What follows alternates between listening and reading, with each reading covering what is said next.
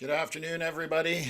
Back on the live stream here. We're going to take a look at road conditions and the winter storm that's approaching Ottawa that's been kind of impacting it for the last 3 to 4 hours roughly. So we'll go over what's happening, where it's been, and kind of where things are headed.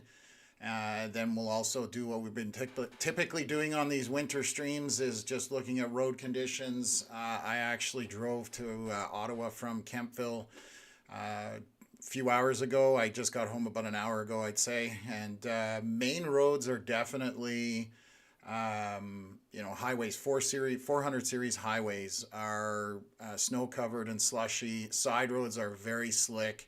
And then obviously below the side roads, subdivisions, that kind of thing, we've got snow covered roads. So also I installed a new camera that I've got out here. So this one, this is outside my house for anybody that's new on the channel. I'm in Kemptville, so this is a camera just outside of my house, but this one is an improved version. So I can actually pan and tilt this one around. But it also is going to have much better vision when it gets darker. So you can see that obviously this is right outside my house. I'm in a subdivision, snow-covered roads here in Kemptville and the Eastern Ontario area. So let's bring this up on the main screen here. I'm going to show you guys as weather is rolling in and has been for quite some time. So going to chat with people, and if you have questions, we're here to basically cover how this is impacting commute times if you're working, if you're traveling, throughout Eastern Ontario or through the region. And we'll go through all that stuff. So already got some comments here. Definitely want to say hi to some people out here. So basically, ML Storm Chaser, hi, good to see you. Lake Time, as always, good to see you out there. Quasi questions, a lot of regulars in the chat here. So, and then Dragon is in here. First comment, haven't been here since the fall. Let's see what's happening this time. Smith Falls and area is all right. Roads are definitely starting to get bad. Hopefully they clear up soon. So, yeah, this is going to continue for quite a few hours still. On the tail end of this, so this is going to continue overnight. We're going to have precipitation. The only way this would end sooner is if some of that dry air that slowed it down earlier today when it was supposed to be hit this morning, dry air got in and essentially broke it apart. If that were to happen, then it could end a bit sooner, but we're expecting this to continue past midnight. Most of it should be moved through by midnight. But we'll see how things progress over the next few hours. So I'll be here with you guys. Merry Christmas to everybody. Good to see everybody just before the holidays. I'm heading up north to visit my brother, keeping an eye on a system that might come through on Friday, but that looks like it's going to hit southwest Ontario. And then there's a possibility of some stuff on the weekend here as well. So if anything is going to impact the region, I will hopefully be on live, and we'll continue to do this because it seems to be quite popular and our people are enjoying things. So definitely want to keep this going as much as we can. So definitely Merry Christmas, everybody. I'm seeing a lot of that. Sean, La Victoire, you're welcome. Glad you're on board.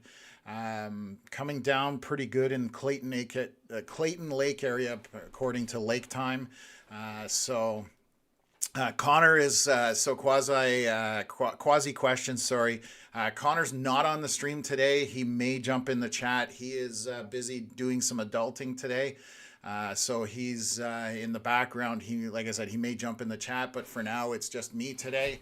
But I will definitely pass everything on to Connor, and he may be even watching from his phone, from all I know. So, okay, so let's jump right into this. For anybody, like I said, we're looking at radar right now on the center portion of the screen. This is the storm system. Blue represents snow for anybody that's not familiar. Green is definitely representative of rain on the radar. That doesn't necessarily mean that that's the case. It's just what the radar is seeing. It may be all falling as snow, which I'm suspect is the case based on temperatures in the region.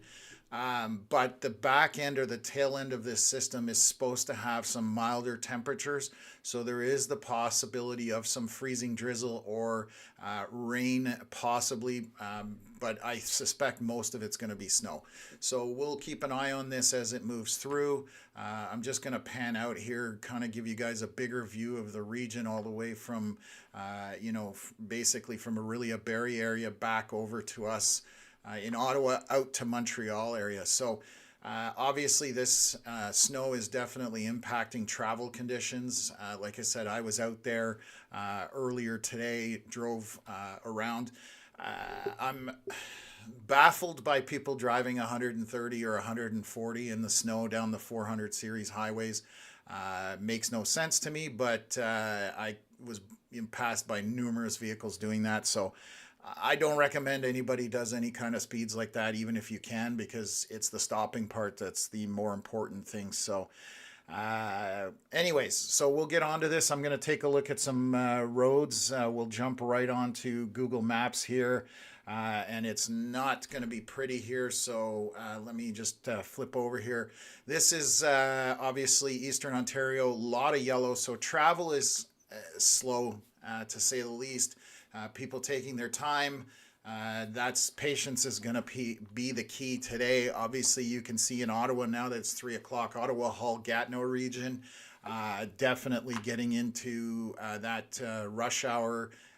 Obviously, a lot of people out doing some last minute holiday shopping and groceries and that kind of stuff. So it was definitely busy, but you can see that the main arteries here, as I zoom in through the Queensway, yellow and red all the way through. Hunt Club basically yellow and red with some green spots, obviously throughout the region. And then if you go on the Hull Gatineau side, the 5 and the 50 within downtown leading out to Gatineau, yellow, red mostly. Once you get up to the north and then heading east on the 50, there's green, but I suspect over the next hour and a half, that's going to change. So we are definitely seeing quite a few slowdowns in the area. There are accidents all over the place. There's a crash, if my Google Maps would cooperate, crash there. There's another crash on the highway. So we'll look at some cameras. We'll take a look at that as well. Just wanted to kind of give you guys a bird's eye view. But we've got crashes littered all over the place here on the map. So yeah, definitely slick road conditions. Taking your time is definitely the key that we need to pay attention today. So let me just bring this back up here. Come back on the main screen. Dragon already. Can't wait for summer. I love those storms. Definitely going to keep this on while I work. Awesome. Yeah, I'm definitely looking forward to summer as well, but we have a long winter to go, and we're just getting started. So this is, again, something that we're going to do. Mark Gagne, 9 minutes, 9 likes. Fantastic. Yes, we always, it helps us get out in the algorithm for YouTube, which is difficult at times. So anybody that's watching that's not a subscriber, definitely, if it's something that interests you, please subscribe and hit the like button. That definitely helps us out a lot. So quasi questions. I'm dreaming of a white Christmas. Oh, wait, I'm not dreaming. No, you're definitely not. So a few days ago, I definitely had all my snow was basically gone here in Kemptville. And we only had it where there were kind of snowbanks or piled snow. And then, luckily, I like a white Christmas, so I do not like the brown Christmases. So that's just me. But obviously, you can see outside, based on the camera here, that we are getting quite a bit of covering now where it's nice and white. We're expecting... sorry, let me get back to this. We were expecting probably about... I want to say 5 centimeters is kind of what I'm expecting at this point. Sorry about that, guys. That's my phone. Just shutting that down. So yeah, 5 centimeters of snow throughout the region. If we look on the radar where you see those darker blue areas, that's basically where you're getting that heavier snowfall. Now this migrates, it's moving around, but these areas where you have that bright blue is definitely where you're experiencing more or heavier precipitation. So just keep that in mind when you're looking at these radar loops that I'm putting up. This is live as it's happening. So this is direct feed from the radar station that's in Franktown. This is not a predictive radar or future radar, any kind of that stuff. This is actually what's taking place right now. So there are some places that do put up like this future or future cast radar. Little misleading, unfortunately, but this is actually what's happening right now. So what else have we got here? Yule Gilles, it's a sloppy mess in the city of Toronto right now. So yeah, they're getting snow as well down in that region. So I can only imagine what Toronto's like when we've got this kind of weather coming through.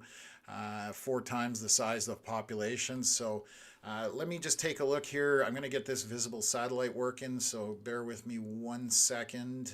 And anybody that's not familiar with this, this is basically what we call visible satellite. And this is a current view. Obviously, as darkness rolls in, the image is dimming, but you can see the storm system kind of moving from west to east, and then behind it, it's kind of clearing out. So on that left side, you're starting to see the lake clear. You know, so it's there is end in sight for this storm system. Like I said, for us, it will be overnight. But you can see that cloud cover just basically drifting from west to east. So that's what we're dealing with right now. You're seeing that on radar as well, reflecting through there. So let's take a look at Ontario 511. I'm going to zoom in, and we're going to start on the Queensway here, and I'll show you guys some cameras just so we can see what's happening on this. So I'm just going to grab one here. And you can see that visibility is definitely down. So this is at Bronson. So you can see that the lanes are snow covered, some of them more than others. So obviously very slick driving conditions, even on the 400 series highway. So this is at Bronson. Traffic isn't as bad as I would have thought. I'm going to take a look here. Just take a look at the split and just take a gander here. So this is the split coming back in from basically 417 coming from Castleman into Ottawa. So again, snow covered, lower visibility as the snow moves into the region. So slick conditions. Let's take a look here. I'm just going to go, I got to switch to Ottawa traffic so I can show you guys what the traffic looks like in Orleans. This is 174. Let me see if I can get this any bigger. Unfortunately, it doesn't look like I can. Maximize. There we go. So this one's very snow covered in terms of the camera itself, but you can see that the roads, this is 174 and Champlain. Lots of snow on the roads. So again, road crews trying to keep up with this. Let's take a look, see if we've got something further. Oh, that's the same one. Sorry, guys. Let's see here. Maximize that one. Again, snow-covered camera, but you can see travel is not bad in terms of the volume of traffic, and there's the O train coming through the station as well, so definitely helps to take some of the cars off the road, but travel is going to be slow throughout the region. So let's take a look here. I'm going to switch back to Ontario 511. We'll take a look here at, I think this is going to be Saint Laurent Boulevard. So here's another camera. You can see lots of traffic heading eastbound. So this would be the beginning of the more rush hour traffic heading out of the downtown core or the Ottawa core, snow covered all the way across. So yeah, definitely take your time, leave enough distance, and make sure that you've got enough room to stop. It's not how fast you can drive. It's definitely how quickly you can stop. Let's have a look at another camera here. This is going to be, I want to see, I think this is 417 in Holly Acres. Again, fairly snow covered. You can see the roads definitely have the grooves cut into them, but it's definitely going to be slow and slick out there. So Even on the main roads right now, crews are not able to keep up with the snow as it's coming down. So again, this is on 417, basically the westbound Moody Drive. Traffic is somewhat light, which is good to see. So hopefully people aren't out there that don't need to be there, but we're still getting on early into the traffic. So in terms of rush hour at this hour. So let's go take a look all the way out. Take a look at the split here. This is going to Carleton Place. So this is the exit going to Carleton Place. You can see in the background that basically is the 417 heading towards Arnprior. So coming out of the Ottawa area, heading out to Arnprior, and then this is heading to Carleton Place. So snow covered and slick. Basically, that's what we can expect this afternoon.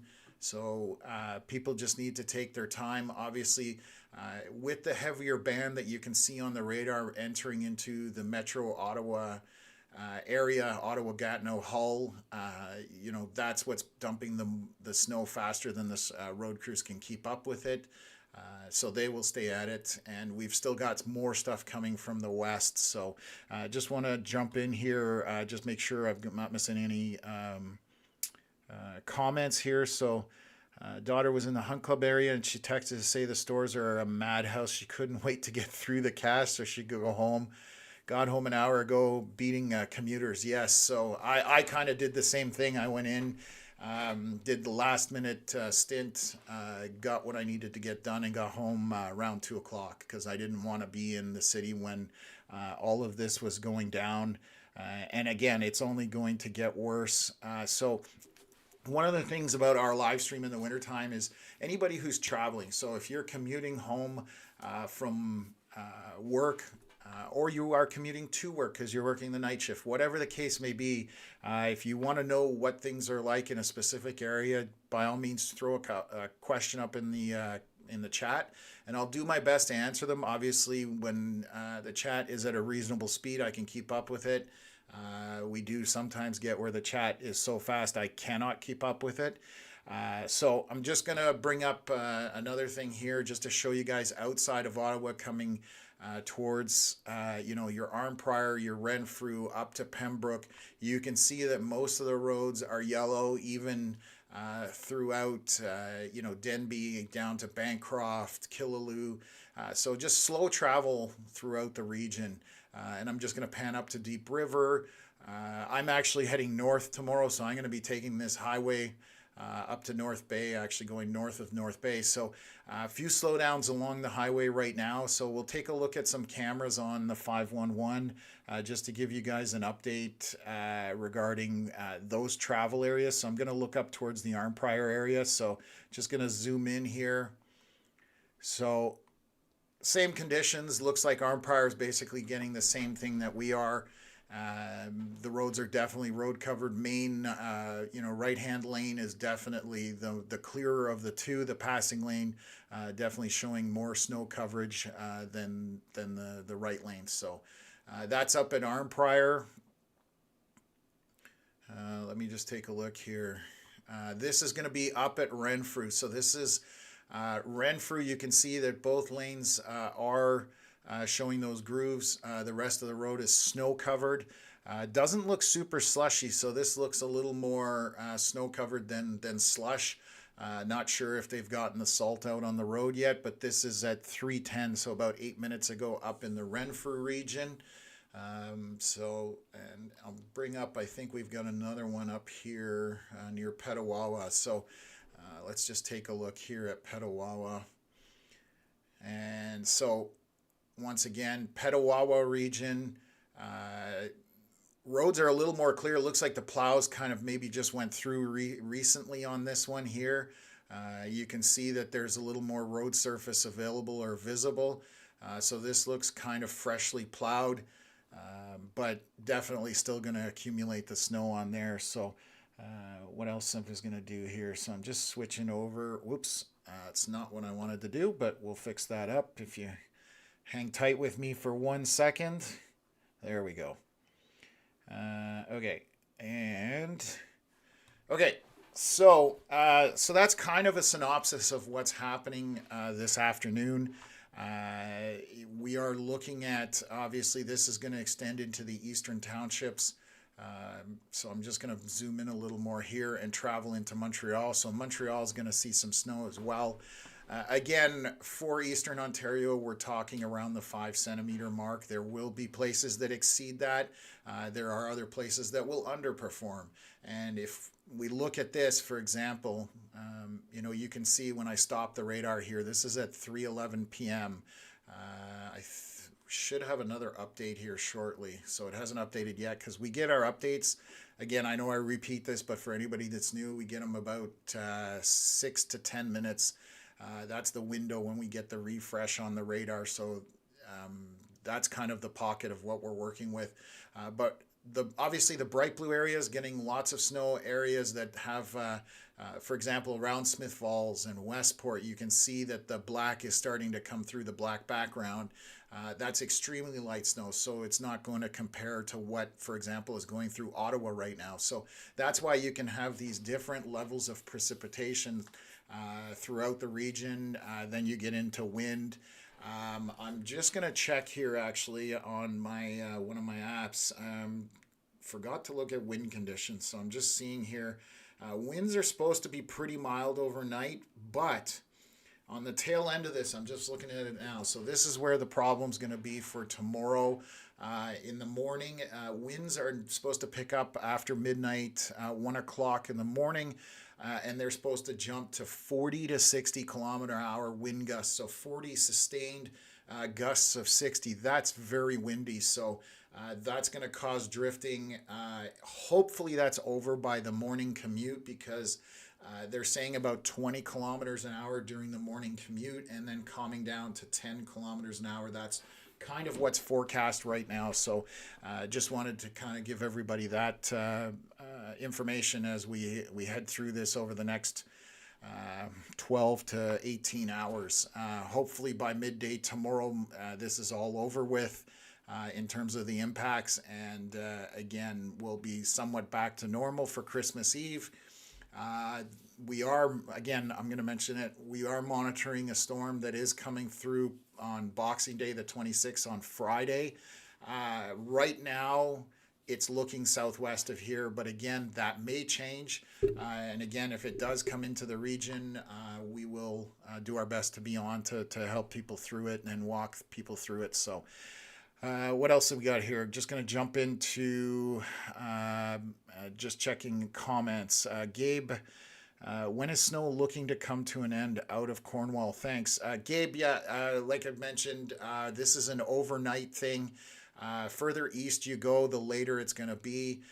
We were talking, just let me double check here, for the Ottawa area, most of the precip, sorry, just scanning through here, by 3 a.m. for Ottawa. Cornwall, I would suspect 4 to 5 a.m. And again, that's where I think things will taper off. Now, there was a dry air component that did affect the morning precipitation because we were expecting it around 7 a.m. The dry air moved in, and essentially that inhibits the storm or the snow from forming and falling. So that definitely could impact things, and that was present on the models. So again, it could impact the tail end of this as well. So hopefully that answers your question. Cantley, Quebec getting slammed with snow. So yes, you can see that there's bright blue Cantley being right here. And this is just the bright blue that's snow. So this is a heavier precipitation moving through. So Chelsea, Lepech, Ottawa, Russell, Vars, Manotick, Canada, on the edge of Canada, down to Winchester, getting some heavy snow right now on this latest scan. So thank you. We always appreciate people commenting in the chat. So when you're on the ground, it lets us know exactly what's going on. Here, we're looking at radar, but radar's looking up higher into the storm, so it's definitely not always indicative of what's happening on the surface. So what else have we got here? Rick, good to see you in here. Perth, 3 p.m., Highway 7 drone cam ascent. So he's throwing up his drone up, so I'm sure there'll be a video posted there that I can share with you guys. Rick's really good about doing that, so I will keep an eye on this through my social media. And just taking a look here, what else have we got? Perfect. Rick actually just sent in a few minutes ago, 5 minutes ago.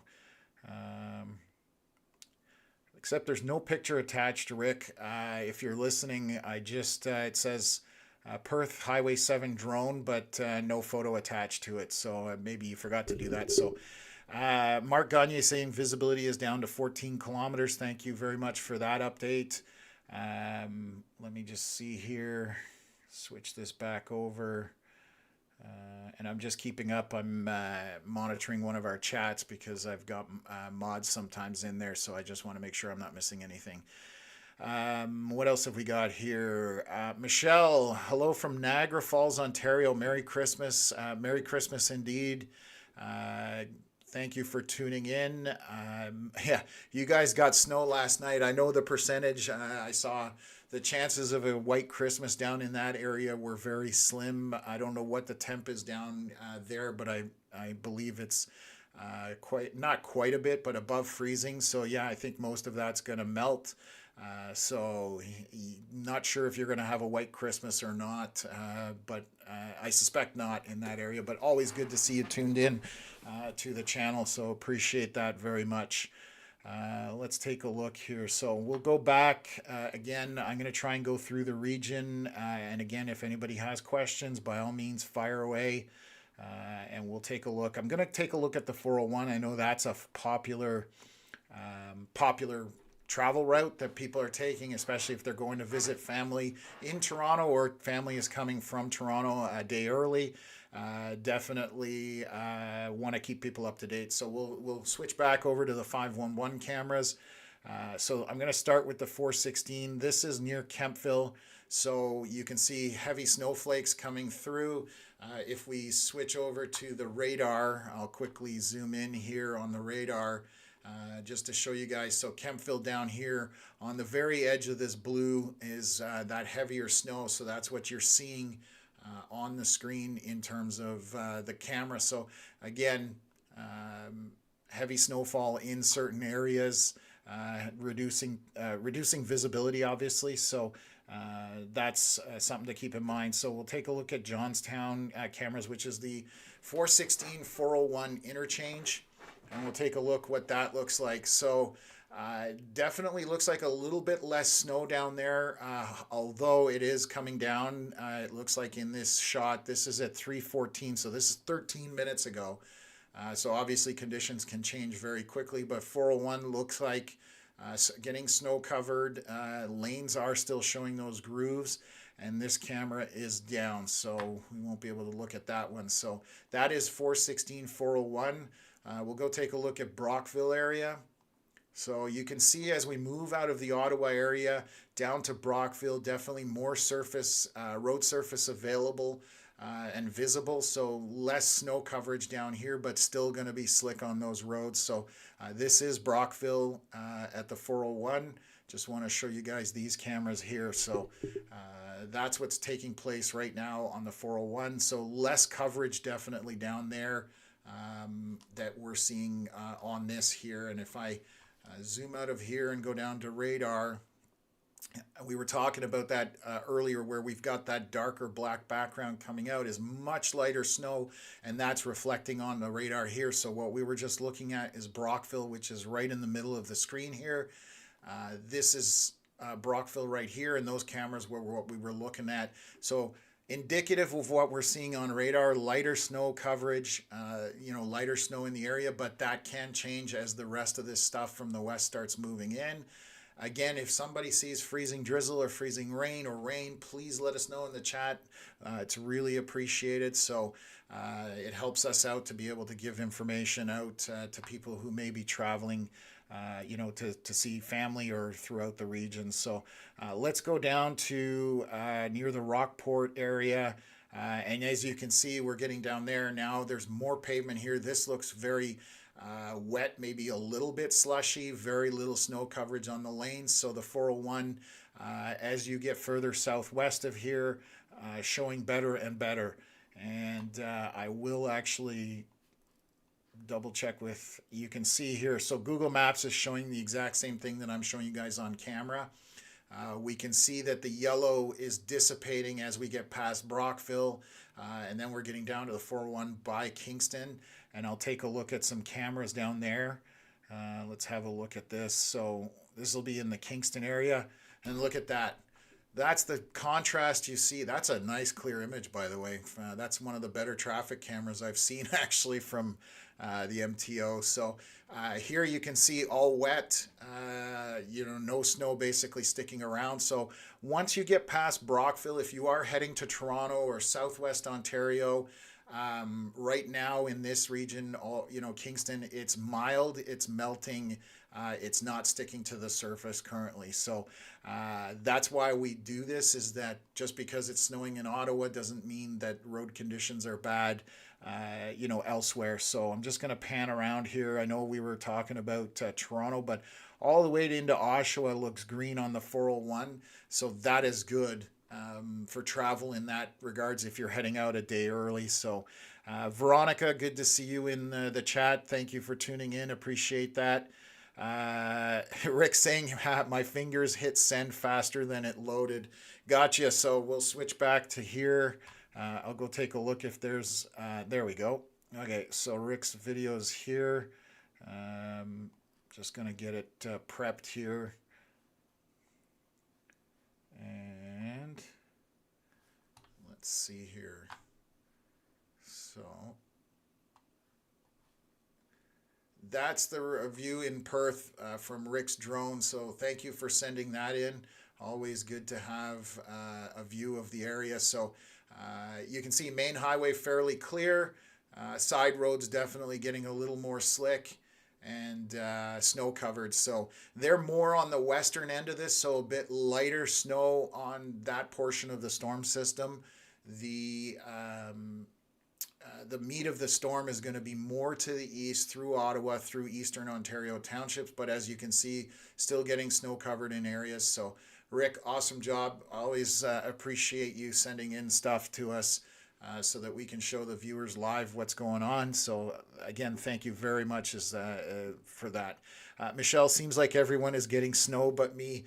Yeah, the Niagara Falls area definitely has what I call a microclimate, and that's why you see all those wineries down there in that region, because they definitely don't get the same type of cold weather that we do here in the Ottawa area. So it definitely makes a difference in terms of what you're going to see as far as that is concerned. So again, Rick, thank you for sending that in. Always awesome. And so on that topic, actually, Rick has been a long time fan or subscriber of the channel and has been involved. So you can email us. At the top of the screen is our email address. That's where Rick sent that, is the CanadianWeatherLive@gmail.com.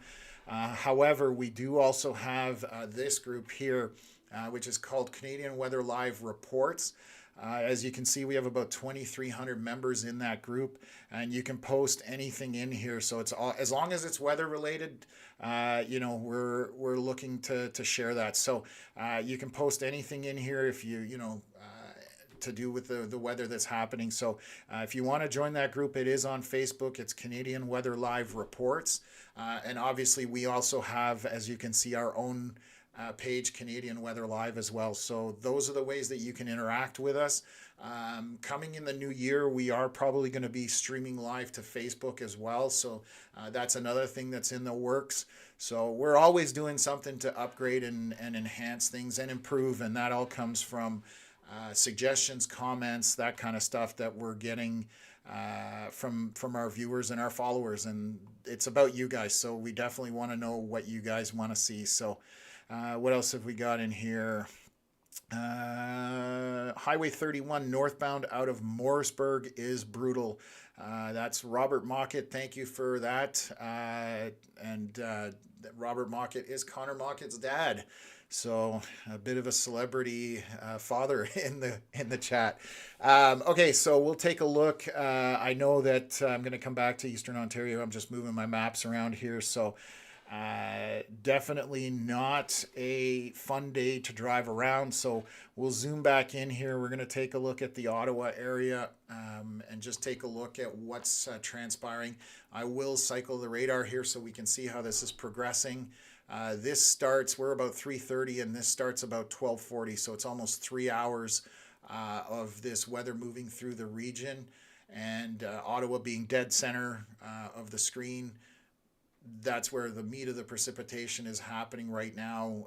It is dissipating in certain areas, but it is definitely impacting that commute. And if I show you guys right now, Google Maps is not looking any better. It's getting worse in terms of slowdowns, in terms of travel. So again, same thing we're seeing on the Gatineau side in Hull.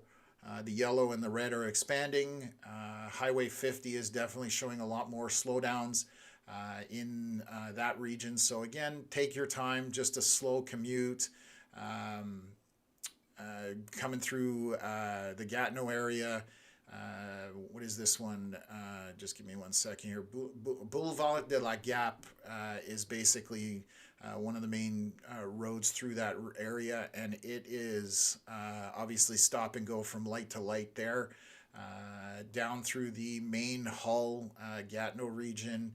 A lot of red. As I zoom in, the more I zoom in, the more red pops up and populates. So also you can see accidents,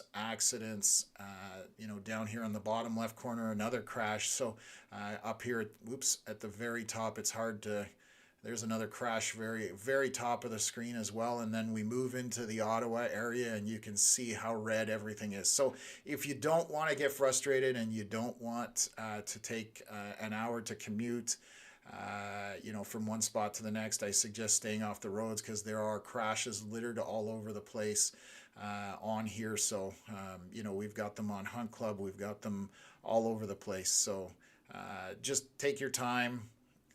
And as we zoom out here, we've got red all the way out to the 416, 417 split into Orleans after the interchange.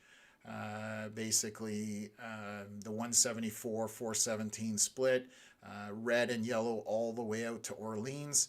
We'll take a look here going out to Cumberland. Again, slow travel. You can see that the eastbound lanes are the ones that are showing more of the slowdowns as you're coming into Rockland. Typical slowdown spot, but it's obviously red here as well. So that's what we're looking at on the commute, the 50 all the way out. I'm going to jump past Thurso here, heading past Montebello and the highways north of there as people are commuting away from the city are showing those slowdown spots. So just typical of what we expect to see on a weather day for our region. And with the amount of snow that's coming in, not a huge snowfall, it's just an extended event. So it's a trickle of snow, but for many hours throughout the day. So one thing I'm going to show you guys, I'm going to zoom in here, Kemptville in this lighter area on the radar. So again, we talked about it, the lighter blue and that black background coming out. You can take a look. This is at my house in Kemptville. So this is just outside my home. You've got very, very light snow right now, which is again indicative of what we're seeing on radar. So all of this corroborates what we're seeing in real time rather than predicting or assuming what's happening. So this is what's going on just outside my house. So Michelle's asking, how much snow are they getting? I'm just wondering where that's in regards to, because there's a couple of chats going on. I may not be in the loop, but if you can ask what specific area, I can probably give you a rough idea. So Mark Gagne asking, what are the forecasted centimeter snowfalls? My average was going to be 5 throughout the region, Eastern Ontario into Western Quebec, north of Ottawa. That was kind of the rough idea I had. window, I guess is what you can call it. 3 to 8 centimeters what they were saying, but I'm going with 5 centimeter average. And again, we talked about it. Some areas will overperform and others will completely underperform. We can see this area here, for example, there's very little snow falling in this large area right here.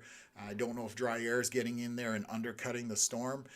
So that is definitely a lot less snow. Than right next to it, you have all of this heavier snow happening throughout the region right there. So again, there's another pocket of heavier precipitation down Charlotte Lake, Westport, all the way back up to Cobden and Beachburg. That's heavier precipitation.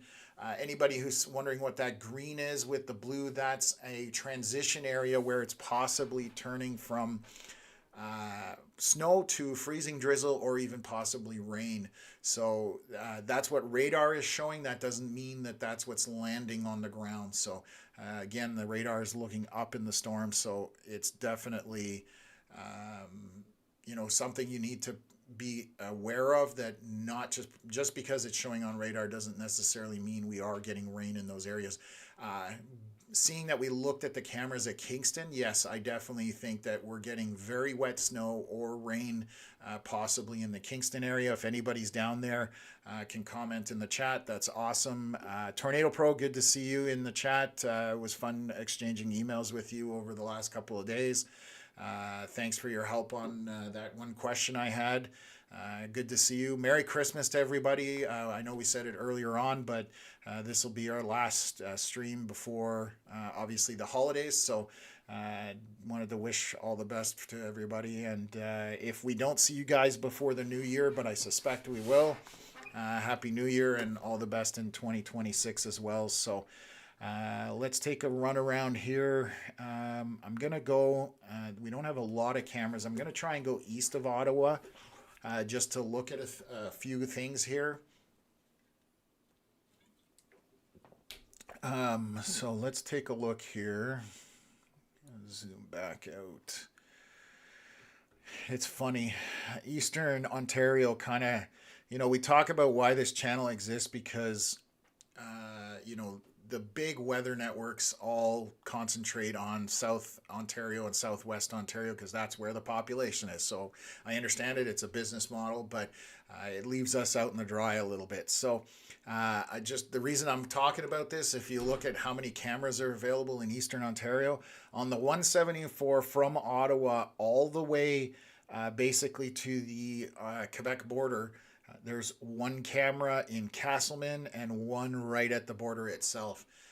Well, close to the border. It's not at the border. I apologize. But anyways, point being is they're definitely on a 400 series. I guess it's not a 400 series highway, I should say, but it's a 4-lane highway with the 174 moniker because 417 goes different direction. Sorry, I'm babbling in the wrong direction here. 174 runs along the river. I'm sorry for causing confusion. This is a 400 series highway, 417, and there's only one camera. So, wow. Yeah, definitely talked out of the wrong way there. So this is at Castleman. So just bringing this up so you can see very heavy snowflakes coming down in the Castleman area. This was at 3:31, so this is 12 minutes ago. I'm going to zoom in and switch to the radar here, but you can see that heavier band of snow is kind of just to the west of Castleman and moving into the region. So when we switch back and forth, you can see the impacts of that snowfall. Here's what it looks like. So lower visibility, and that's the thing with these winter conditions. They can change quickly without notice. You can go from no snow to a blinding snow in the matter of a few hundred meters. So just stay weather aware, and that's what our purpose is to keep people informed and, keeping people, aware of what's happening on roads with commutes and, accidents, that kind of thing. So I'm just actually going to take a look here and just see if there's any reported accidents. I'm just trying to scan a couple of things.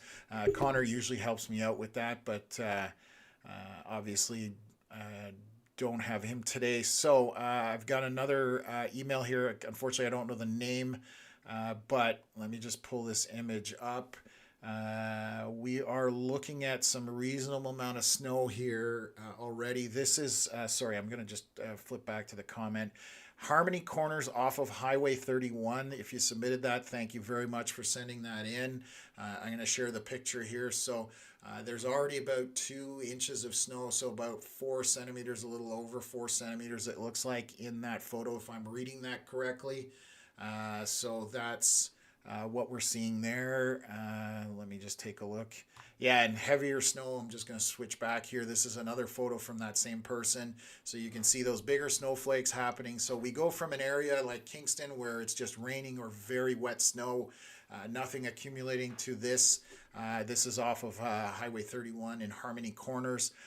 So drastic difference throughout the region that we see regularly, which is normal for us to have that kind of differentiation. So thank you for submitting that. We'll always, again, appreciated that very much. So what else have we got here? Anthony Boivin, Cantley, Quebec easily has 5 centimeters already. That was in that heavier snow band. Thank you for that, Anthony, for submitting that. So there are regions, like I said, well, a little more mountain or hilly on the Cantley side. So probably seeing a little bit more snow along with that snow band that they were in. So when you get into these darker blues, those snow bands can put down 2, 3, 4, 5 centimeters an hour, which is significant snowfall. So that's why we highlight those areas over the more wispy, lighter snow that you see kind of to the east of Ottawa at this point. Hawkesbury, Clarence, Rockland, just on the edge of those heavier snow bands. So you can, by a few kilometers, you can literally have a difference of several centimeters of snow. So Tornado Pro asking, how much snow do you think will be for Canada? Canada being a little more to the west on these snow bands today. I'm thinking 5 centimeters is kind of the ceiling on that. It may do a little bit more depending on this snow band that's moving through to the west of it. So that's this snow band here, and if I press play, we'll see it approaching as it's coming through. So that's going to come through Canada if it sustains, and that's got a decent snowfall rate in it, so that'll drop probably another centimeter or so if it sustains the way it is. So 5 centimeters is my guess for the Canada area at this point. And again, anybody who's new, obviously I'm Tom, my name's right above my head, but I like to introduce myself every once in a while for the new viewers. I'm out of Kemptville, and I'm a storm chaser or storm enthusiast. Have been doing storm chasing since 2014, essentially.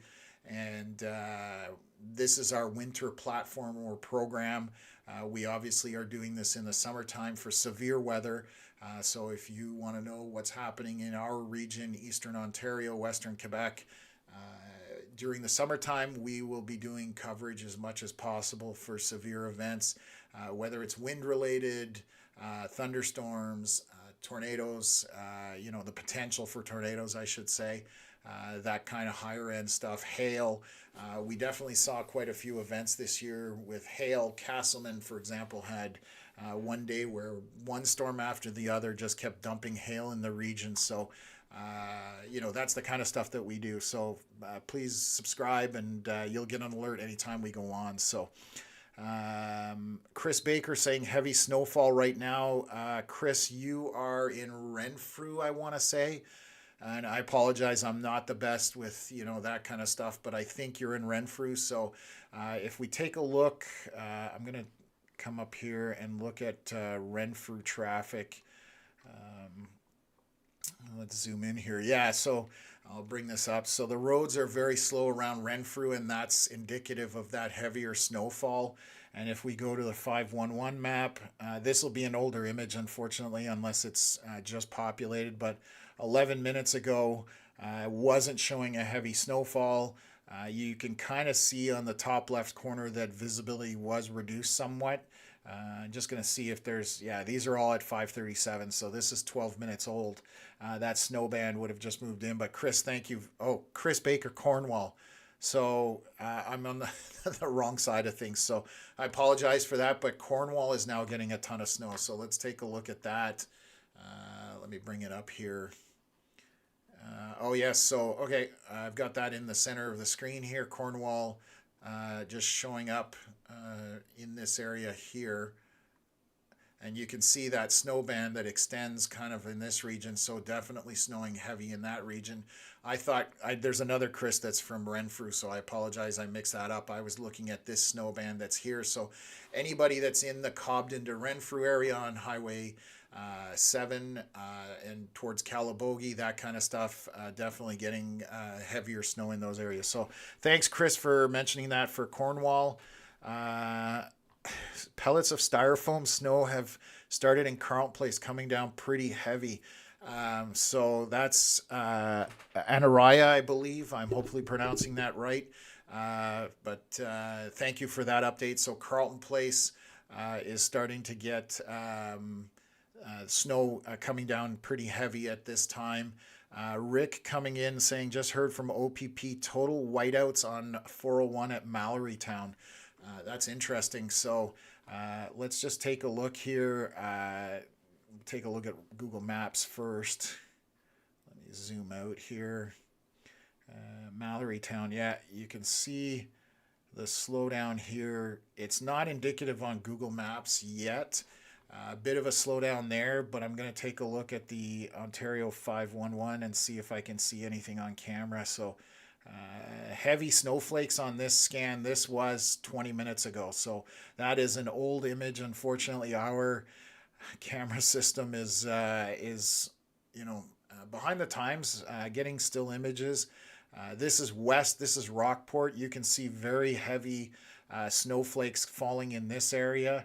But that again, what time was that at? Sorry, that's 20 minutes ago as well. So just not indicative of what's happening, but thank you, Rick, for the update. And that's why, getting this information flooding into the chat is a huge help, because as you can see with just 511, you're getting images that are 20 minutes old. Well, 20 minutes could mean the difference between, perfectly bright and sunny out and complete whiteout, as Rick was reporting, through Lanark County Scanner. So, yeah, it's why I harp on why you have to stay on top of things and make sure that, we keep up to date, because it can change so quickly.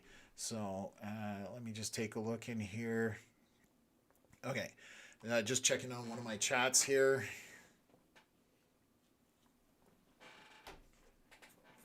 I'm really curious. So I put this camera in literally this morning. I was on my roof. Luckily, my roof, I could get the snow off of it, and it wasn't dangerous, but I definitely had second thoughts about doing it. So this camera, I'm really curious how it performs once it gets dark. So the previous camera was, the word atrocious would come to mind. So I'm really curious how this performs in the lower light conditions. So when we are doing these winter streams early morning, for example, that's one of the reasons I wanted to get a better camera. But again, I mentioned in the original stream start or beginning that this one now I can actually move the camera around, which is fantastic. So I can, for example, turn it, and once it's turned, it gives me a better area of view. There is a bit of latency on the camera itself from when we're streaming to what I'm getting live, and so it basically allows us to see more area. But again, this is for me just to see what's happening throughout the region, and we're looking at a project where we're going to try and possibly deploy a bunch of these throughout the area. And what it'll do is, if we can get these up and running throughout the area, then we can patch into them rather than the 511 still images, and we can get live video rather than getting these still images that are 20 minutes old, that kind of thing. So just going to bring this back up so you can see I've turned the camera here to the left. Basically, I can see down the road there. And then there's another image that will come up that I can pan to the right. Right now there seems to be a significant delay. I'm not sure why, but again, this is the first time using it, so probably some bugs to work out. But again, some of the stuff we're trying to do to keep things updated and kind of keeping people informed. So let me go back here to our Google Maps.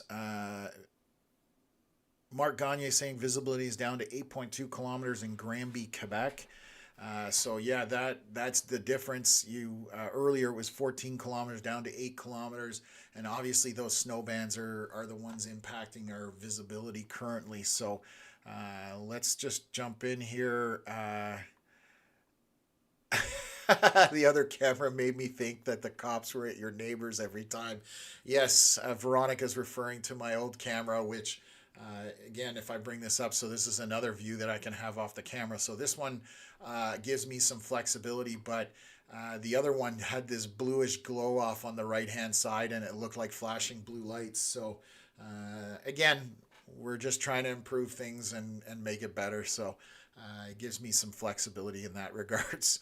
Okay, let's come back here. I'm going to take a look at a bigger picture of the area. We're now almost 4 o'clock, so getting further into that rush hour area. And you can see that basically yellow all the way top to bottom on the 416 with some green patches. 417 east of Ottawa is yellow all the way to St. Isidore, essentially. Quebec side is looking a little bit better, but I'm going to zoom in just to make sure it's just not the way it's populating. But the 50, once you start heading eastward on the 50, quite a bit of green, still a fair bit of yellow, but that's just slowdowns. The Ottawa side, definitely a lot of red on the Queensway as your traffic makes its way out of the downtown area. And the Metro Ottawa area. Same thing on the Hull-Gatineau side. Obviously down in the meat of it, definitely got a lot of red. Even got a crash indicated here. There's another crash on the 50 once it turns eastward after you're heading north. Another crash out here in terms of just Orleans area. What else have we got in terms of crashes? There's crashes on the Parkway. Down, so there's crashes all over the place. So yeah, just take your time. Obviously winter tires is the best option for this kind of weather, but if you've got all seasons, just give yourself a little more room to stop.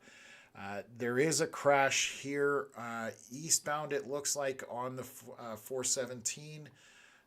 And that is going to be right after Leitrim Road. As you cross Leitrim Road, there's an accident or crash there. So just want to indicate that on the main areas. And I'm just going to look around to see if there's any other crashes showing on the main arteries coming out of town and through the city. So let me just take a quick look here. What else have we got? There's a crash indicated here at Bayshore. So there's another one showing on the 417 westbound heading towards Canada, just near Bayshore area. There's another crash indicated there. And we can actually kind of take a look at some cameras just to see if we can see them there, depending how old the images are on the cameras themselves. The split for the 417 heading 417 heading towards Arnprior, and then highway heading to Carlton Place. Sorry, brain froze up there for a moment. There's a couple of crashes showing here heading north and merging on to the 417 both directions. There's crashes on both off ramps from that. So just something to keep in mind as we progress through the afternoon. So I'll take a look to see in real time here. Big issue, Nicole coming in the comments here while I'm trying to get to these cameras. Big issue in Ottawa is tailgating, especially in this kind of weather. Almost no one leaves appropriate space. That is an extremely important comment, and I agree with that 100%. If you've ever seen a 75 car pileup, it's because people are not driving to conditions and they don't have enough time to stop. If you're crashing into the car in front of you, 99% of the time it's because you haven't left yourself enough space to stop. So it's definitely something that people need to do, is leave more room in the wintertime to be able to, you know, make the appropriate stop or correct and drive around. There's actually a clip I think I put up in one of our promos for these winter live streams where I avoided an accident because a car head on hit a trailer and a truck in front of me, and I just, luckily I didn't have to slam on the brakes. I was able to navigate through gently and not overcorrecting or anything like that. But yeah, having that time to make that decision is important. So I'm just trying to look in here to see if I can find a camera that will show me that those accidents, but I don't see them. This is looking back at Ottawa, so that's at Carp Road on the 417. So we're unfortunately missing a camera here at the split that I can take a look at just to see those accidents there. So let me just come back to this and we'll take a look at things here. I'm going to go on Google Maps. I was going to see if that accident at Bayshore, so let's see if I can pull that up for you folks. What else have we got here? So Bayshore might have a camera on that, but I'm not 100% sure. Give me a sec here. No, that's past the accident, of course. And no, I don't have a camera that's showing that accident. I'm going to check one more, but that one's too far away, so it won't show it. I'm going to bring this up actually. This is at Pinecrest 417. This is looking back towards Canada, I believe I want to say. So the left-hand side is your eastbound lanes. The right-hand side is your westbound lanes. So you can see quite a bit of traffic now. Oh, this says looking east, so that doesn't make sense. This looks like the exit at Pinecrest. I think this is looking west, to be totally honest with you, but I could be wrong. So yeah, definitely a lot more traffic starting to build in. Just something to keep in mind. And you can see on these road maps, everywhere is yellow. Any of the main throughways are yellow or red. So you're going to have to take your time and just be patient. And that's the key, is being patient. So what else have we got here? Wow, Ottawa Aviation. Thank you very much for that donation. Oh my God, that's super generous. Appreciate that very much. That goes a long way towards helping us. So thank you very much for that. Yeah, it's been interesting. We started this channel in June. It's definitely been, it's gotten bigger quicker than we expected. I didn't think that we were going to get the reaction that we've gotten as far as this is concerned. So it's always good to get that feedback. And again, Ottawa Aviation, thank you very much for that. If anybody wants to help support the channel, you know, there's a couple ways. You can even buy merch. cwlstore.ca is our merch.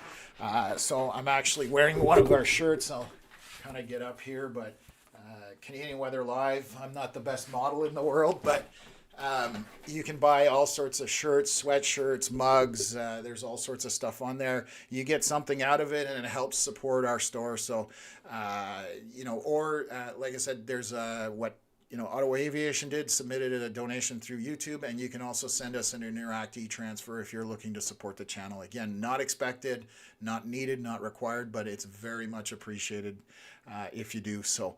I'm going to bring up Ottawa again. We're just going to look through here. And if you have specific questions, please fire them in the chat. I'll do my best to tell you what the commute's going to look like or what the region is looking like. For travel, I will activate the radar there actually. So what else have we got here? Lanark County, snow has definitely gotten heavy in Perth in the past 10 minutes. So that would indicate what we're seeing here. I'm going to zoom in so people can see where Perth is, but You're getting into that heavier snowband. Rick, thank you for letting us know that. I'll stop the scanner, but Perth being right in this area here, right there, and you can see that this heavier precipitation, like I said, Rick is reporting to us that this is snow. The radar is showing a transition area where it's possibly mixed with either very wet snow or rain as well. As we move down to Kingston right now, you can see that Kingston is actually showing some heavy showers. And based on the cameras that we were looking around in Kingston area, I believe that is very heavy rain right now in Kingston, which is just bizarre to say, but it's, that's how things go around here. So I'm going to actually look at some cameras in the Kingston area just to see whether I can make heads or tails. Yeah, so this is interesting. So it's actually, I'll bring it up on the screen here so everybody can see. You can see the streaks on the top right corner where you got that background forest. Those are streaks. It looks like it's basically very wet snow or rain at this point. It's not sticking to the surface. That it doesn't look like anything is sticking to the surface at this point. So I'm just trying to see if we've got any other cameras I can look at. So yeah, it's just looking very wet. It is snow maybe. Based on this image, I'm thinking it's extremely wet snow. Just a borderline at this point in terms of precipitation. So there's another good image, and this is definitely, if you look at the top right corner of this is wet snow that is falling, but again, not sticking to anything and melting on contact essentially. So it's just on that edge of freezing. So that's what we're seeing on the radar. If we look at our radar screen here, and why you're seeing it as a transition area. So always good to take a look at things just to give us an idea of what we're seeing on the ground as well. So what else have we got here? Ottawa, yeah. Sorry.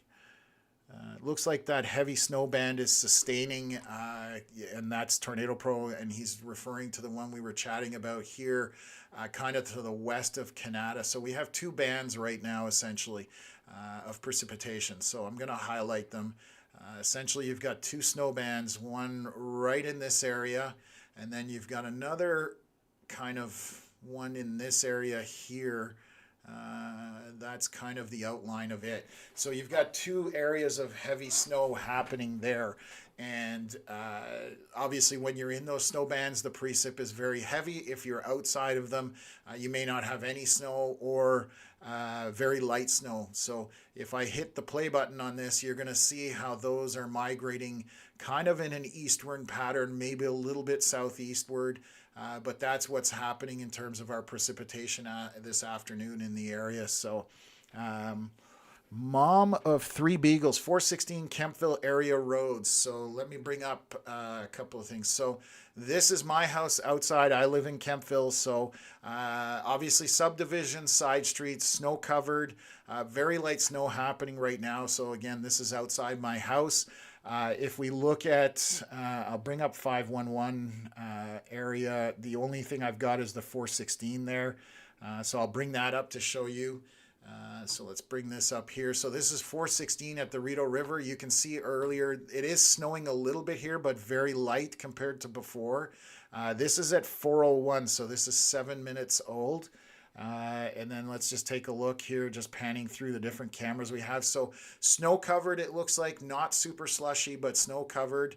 And that's what we've got. Fair bit of road surface still visible, so nothing too crazy. I will look at, I'm going to zoom out of here, out of Ottawa, the disaster that is Ottawa.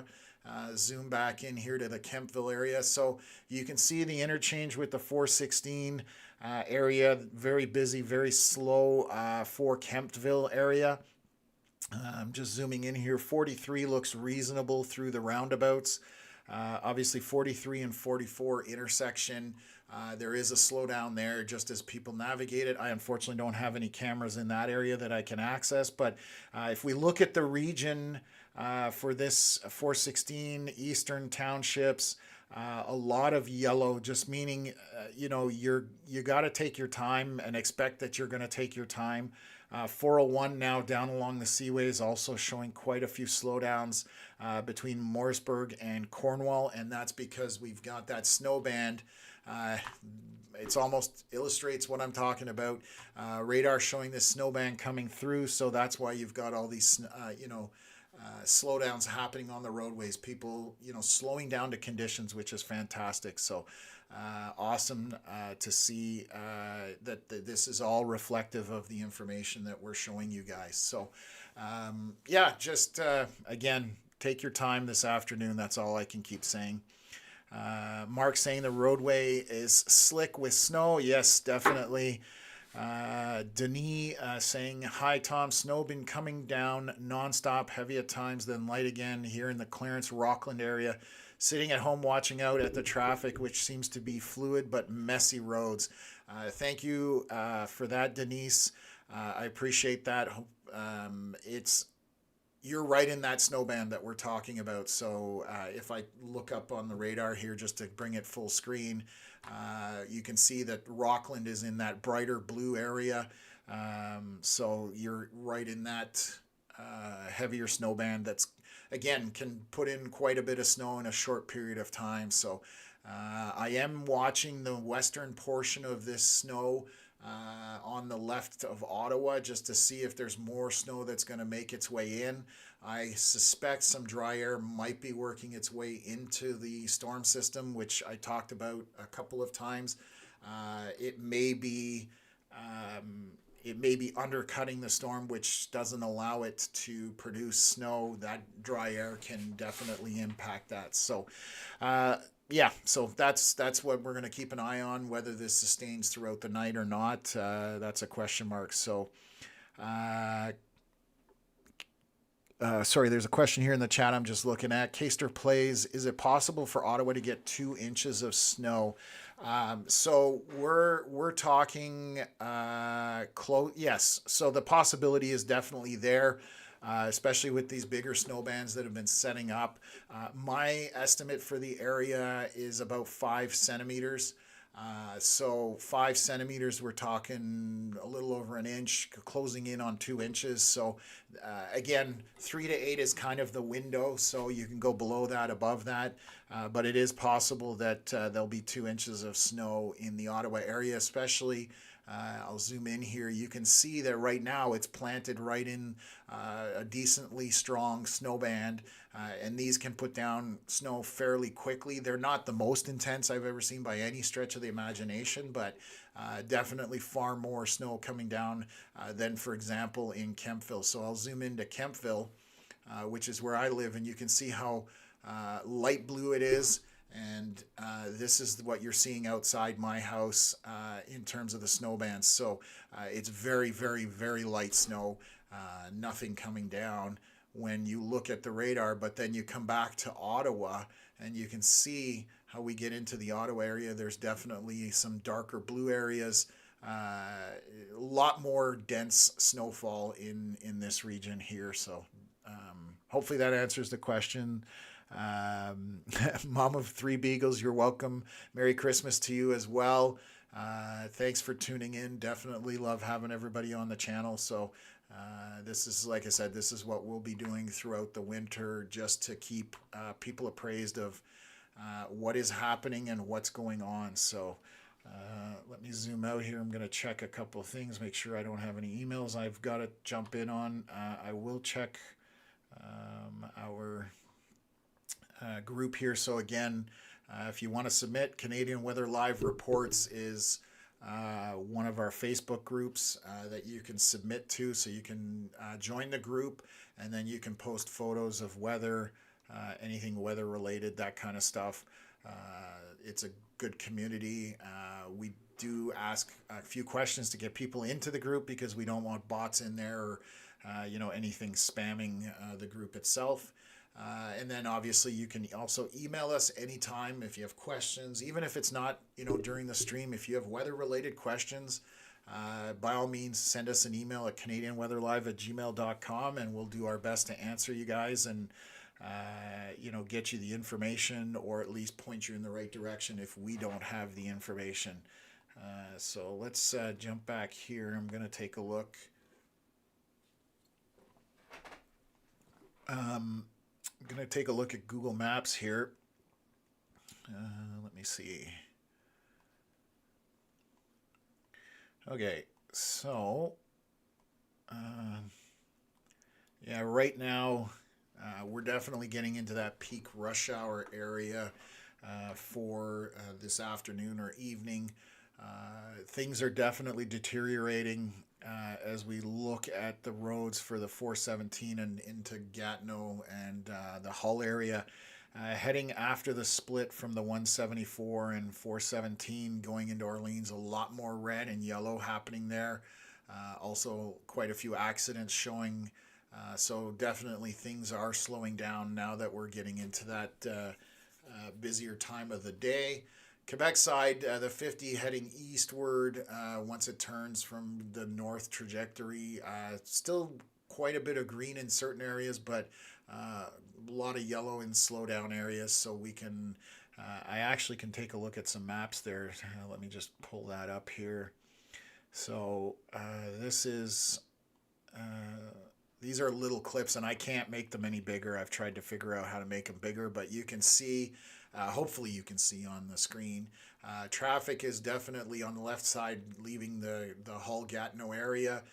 Roads are snow covered, but still fair bit of surface visible and available, so that's a good thing. Let me see if I can pull up the other camera. So this is the other side. So you can see that traffic is moving slow, but it's moving, and it's moving consistently. So that's what we're expecting throughout the region today. I'm going to have a look into closer to Hull. So it looks snow covered. Even I'm struggling to see this in terms of, I wish I could make this bigger for you folks, but unfortunately I can't. But at least it's a clip, which is fantastic. So you can see traffic moving at a reasonable pace there as well. So that's what's happening on the Quebec side. I'm going to see, oh, the 5 has a camera here maybe. Wow, it's definitely distant from the road, but again, snow covered as I can see on the road. You're probably going to struggle seeing that.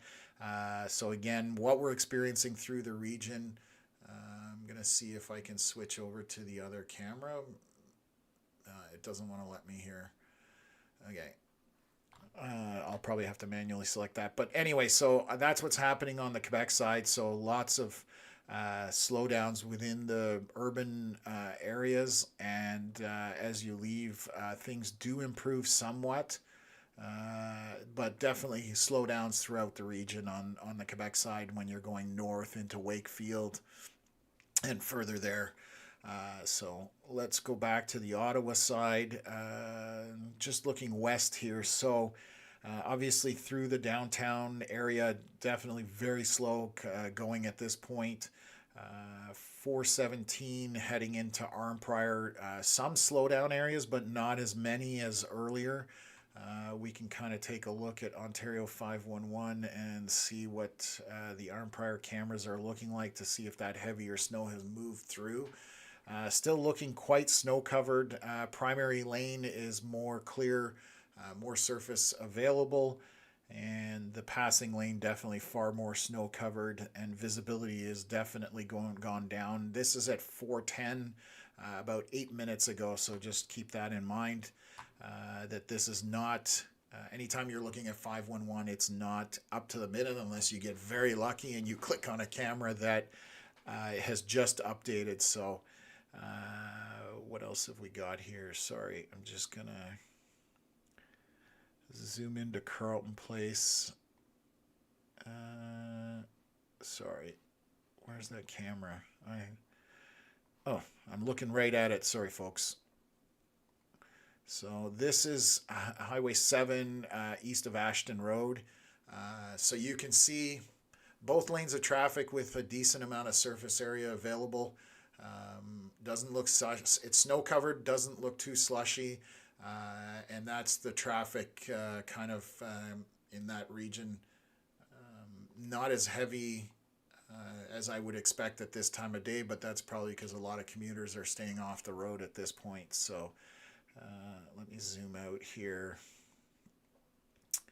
Just going to look back here, kind of. And if you guys have a question, again, about any area that we're looking at or anything that we're traveling from one region to the next, if you're going to Toronto, if you're going to Montreal, or you're going to North Bay, whatever, definitely I can do my best to answer a question to see if I can help you to, let you know what's going up to what's going on in terms of that particular travel route. So what else is here? Mark Gagne saying visibility is now up to 9.9 kilometers in Granby, Quebec. So visibility has improved a little bit in terms of Granby. It is. I suspect that's going to change with the way this snow band is drifting further and further east. So might see some more visibility dropping there. So. That's probably going to change soon. Hi, Tom, just joining. Light snow here in Hawkesbury. Thanks for doing this live. That's coming from Marie Rochon. Always good to see you in the chat from Hawkesbury. Yeah, you right now in the Hawkesbury area have very light snow, but this snow band that is to your west in that bright blue kind of in this pocket area here is moving eastward. That is going to come into the Hawkesbury area. If it does sustain, visibility is going to drop significantly, and heavier snowfall will be headed that way. So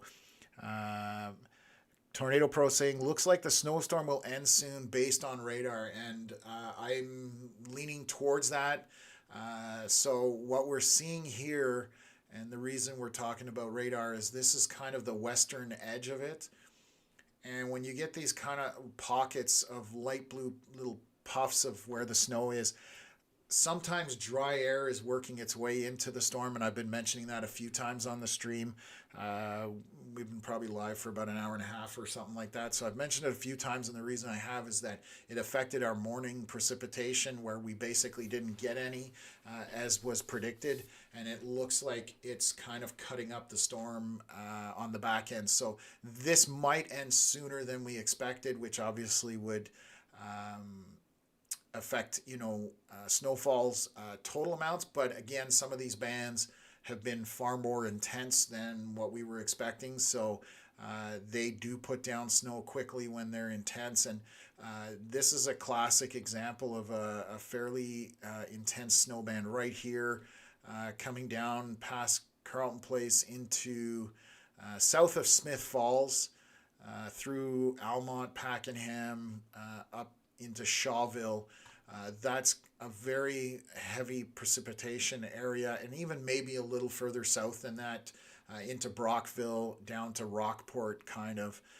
So that will put down. It's not very wide, so it's narrow, but in that narrow band, you will have some heavier snowfall rates that will add up pretty quickly if it sustains for a while. So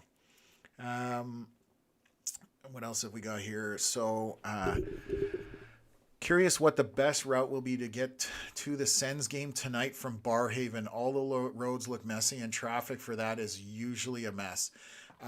So if it's the 7 o'clock start tonight, I believe, right now we're 4:30. So I mean, the main roads, even though they're slow, so when I say the main roads, I'm talking 416, 417. Those generally, even though they're slow, they're still moving consistently. You're not going to light and stop and go traffic. So I would always recommend that you're going to take the main thoroughfares, because they're also the ones that get cleared sooner. So I would probably jump on the 416 and go, the 417 route.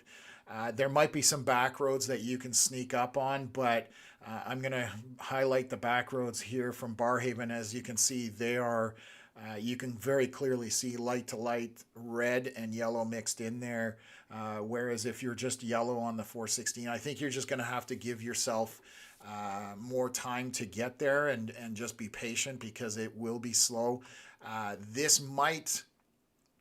if this continues, if this trend continues with the western portion of it cutting up and not, showing any more snow moving into the region.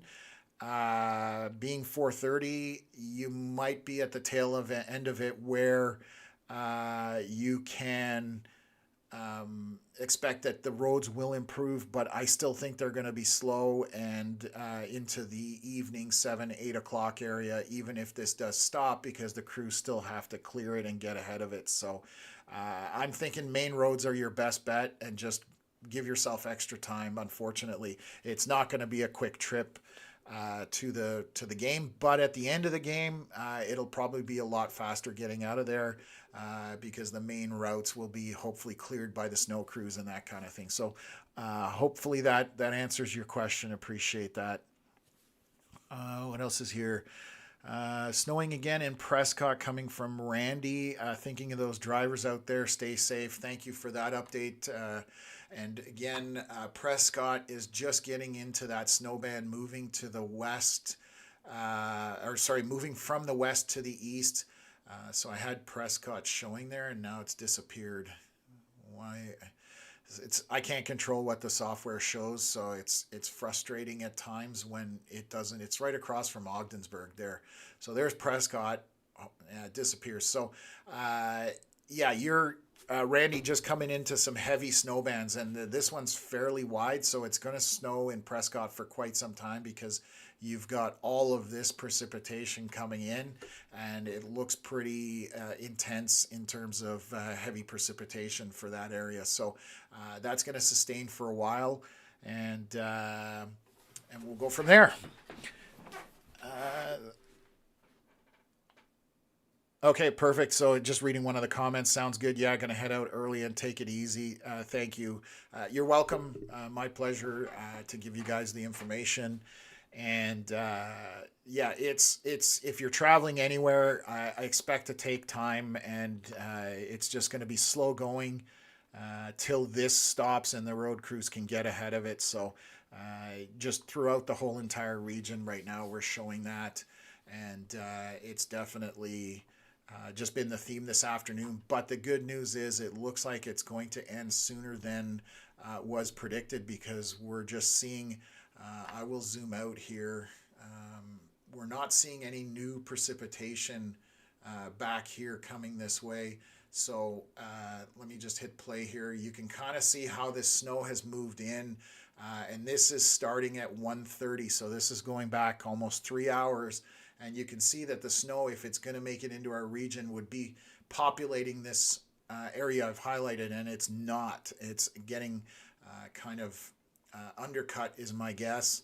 Without looking at data, I mean, I'm speculating just on experience, but that's what it's looking like to me. So I'm going to take a quick break here. I just realized I forgot to turn off my studio lights, so I'm sitting in a bit of a darker studio than I normally would. But I'm going to take a quick break to grab a drink, and I'll be back in like 4 or 5 minutes, and we'll continue to do what we're doing here. So I'll put up our radar screen here, and then get rid of this. And like I said, I'll be back with you guys, and we'll jump back into the coverage.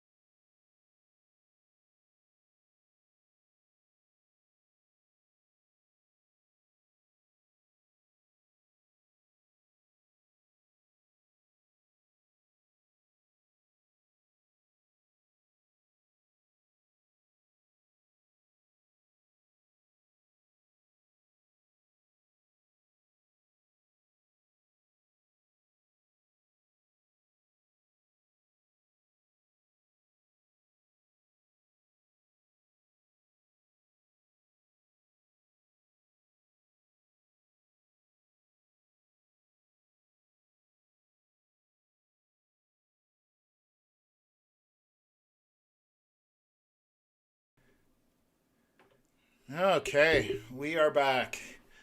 And there's more light in the studio now. It helps when you turn on the lights. So, okay, I was just chatting actually with Connor just to get a kind of what our thoughts are on what's happening currently, and we both agree. I know Tornado Pro in the comments was saying as well that to the west, obviously the storm is coming apart. So it looks like this is going to actually end sooner than we expected. Connor did report that he's out on Winchester area, that there is some ice pellets being mixed in with some of this precipitation. So the western portion of this definitely sounds like it's going to have some ice pellets, more freezing rain or freezing drizzle possibly in it as this moves through the region. So you can see that I'm going to stop the radar here at the last scan. The snow has kind of been cut off. Let me get up here, sorry. So kind of west of Deep River, Petawawa, Renfrew's almost probably out of it. Carlton Place, Smith Falls, down to Kingston. That's the edge of that's the western edge of the precipitation. Whether it's snow, ice pellets, or even possibly a bit of rain when you get down to the 401. But I suspect now all of that towards the Brockville area is going to be snow at this point. Kingston was definitely showing very wet snow, and not even staying on the surface is what I'm trying to say. So anything east of and northeast of there is going to be snow on the ground, and then we're going to just sustain with this. We can see that there are some heavy bands in here, like Smith Falls coming to my house to Kemptville almost. This dark blue area, that's heavy snow. As it moves through, that kind of stuff can create some whiteout conditions. Luckily, there's not a lot of wind right now associated with it. So I will just going to check something here. So yeah, we're only kind of 15 kilometers an hour. That's very minor. I'm just going to take a look at my camera. So this is my new camera. I know I've mentioned it once or twice, but already I can tell you it's almost dark outside, like the sun set about 20 minutes ago, and we can still see very well on this camera. So significant improvement over and above what we had before. So I'm super happy with that. So that's making things a lot better for our viewing when we're getting into those late evening type stuff. So I'm just going to jump in here to the comments, just make sure I'm not missing anything. Veronica asking anyone to come shovel for me. Yeah, that's the one thing about winter is clearing the snow is never fun. So I think that's why my parents had kids, so we would cut the lawn and cut the lawn and clear the driveway. What else is here? Oh, Mel, good to see you in the chat. Mel is also one of our moderators in the chat, so Veronica and Mel are in there. So Melissa's says the weather's horrible, but I'm wrapping gifts from Santa because he gets all the credit. Yes, it's amazing how that happens. So anyways, welcome. Good to see you, Melissa, in the chat as well. How's Richmond, Ottawa, and Barrhaven? Coming from Jen Brook in the comments. So right now, there's a bit of pocket of less precipitation here kind of throughout that area. But if we look at the roads, and I'll bring that up here, we're definitely seeing slowdowns. Road conditions are definitely going to be slow. I'm going to zoom in here to Richmond to see if it'll populate.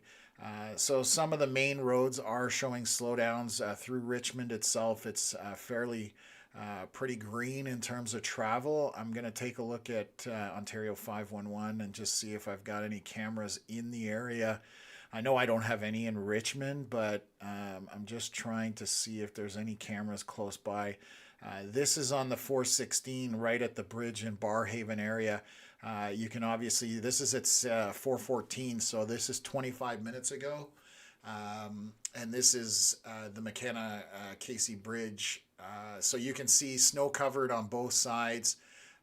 Definitely some surface available, but quite snow covered. So that's as close a camera as I can get to you for the Richmond area. But we're talking, I think, in the next hour. The snow is going to be out of the region for the Ottawa area, as we can see, and then it'll move eastward and then work its way out of the eastern townships and that kind of stuff. But right now, our heaviest snow is set up kind of along here in this corridor all the way up. So Fitzroy Harbor, Dunrobin, Constance Bay, east of Pakenham, just on the edge of Canada. It has gone through Almont and Carleton Place, now into Smith Falls, Burritts Rapids, down to Prescott and Brockville, and along the 416. So the 416 is definitely going to be seeing some slowdowns in terms of driving, because this snow band is setting up to dump a fair bit of snow on there fairly quickly.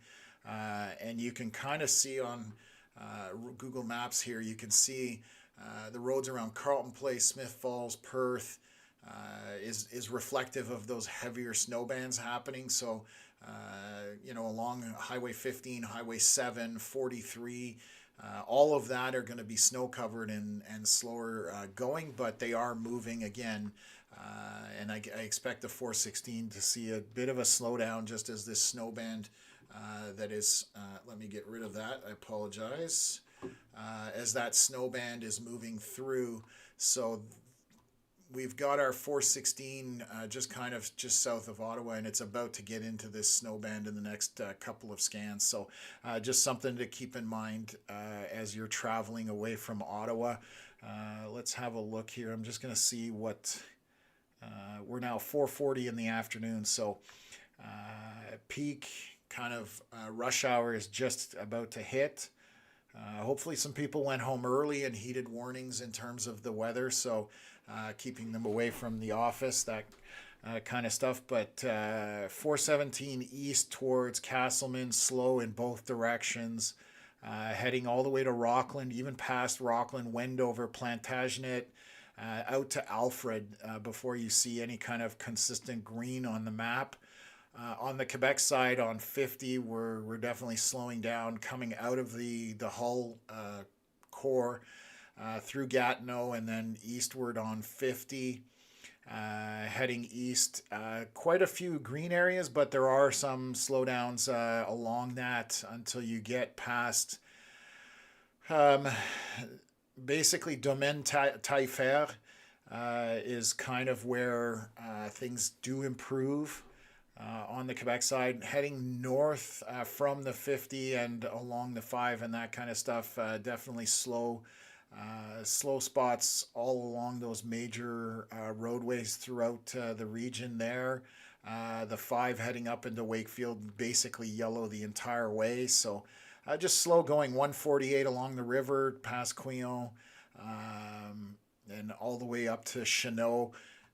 You're looking at slow going as well. Highway 17 is got a lot of yellow, some green, but definitely looking further along into Pembroke, definitely getting some slowdown areas in there. So just kind of looking at the region right now, and it's slow is the best way to describe it. So that's a shot of the region, kind of the summary that I was just going through, but you can kind of see where that snow is set up right now on the radar, reflects directly with what we're seeing on the Google Maps right now. So just take your time if you're commuting, doing last minute shopping, groceries, that kind of stuff, stores.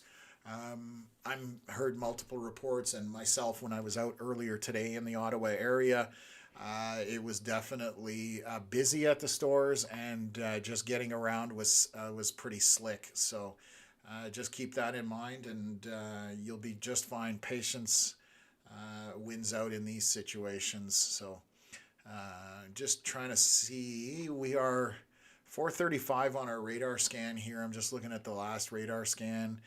We're at 444, so we should have a new scan coming in here any moment.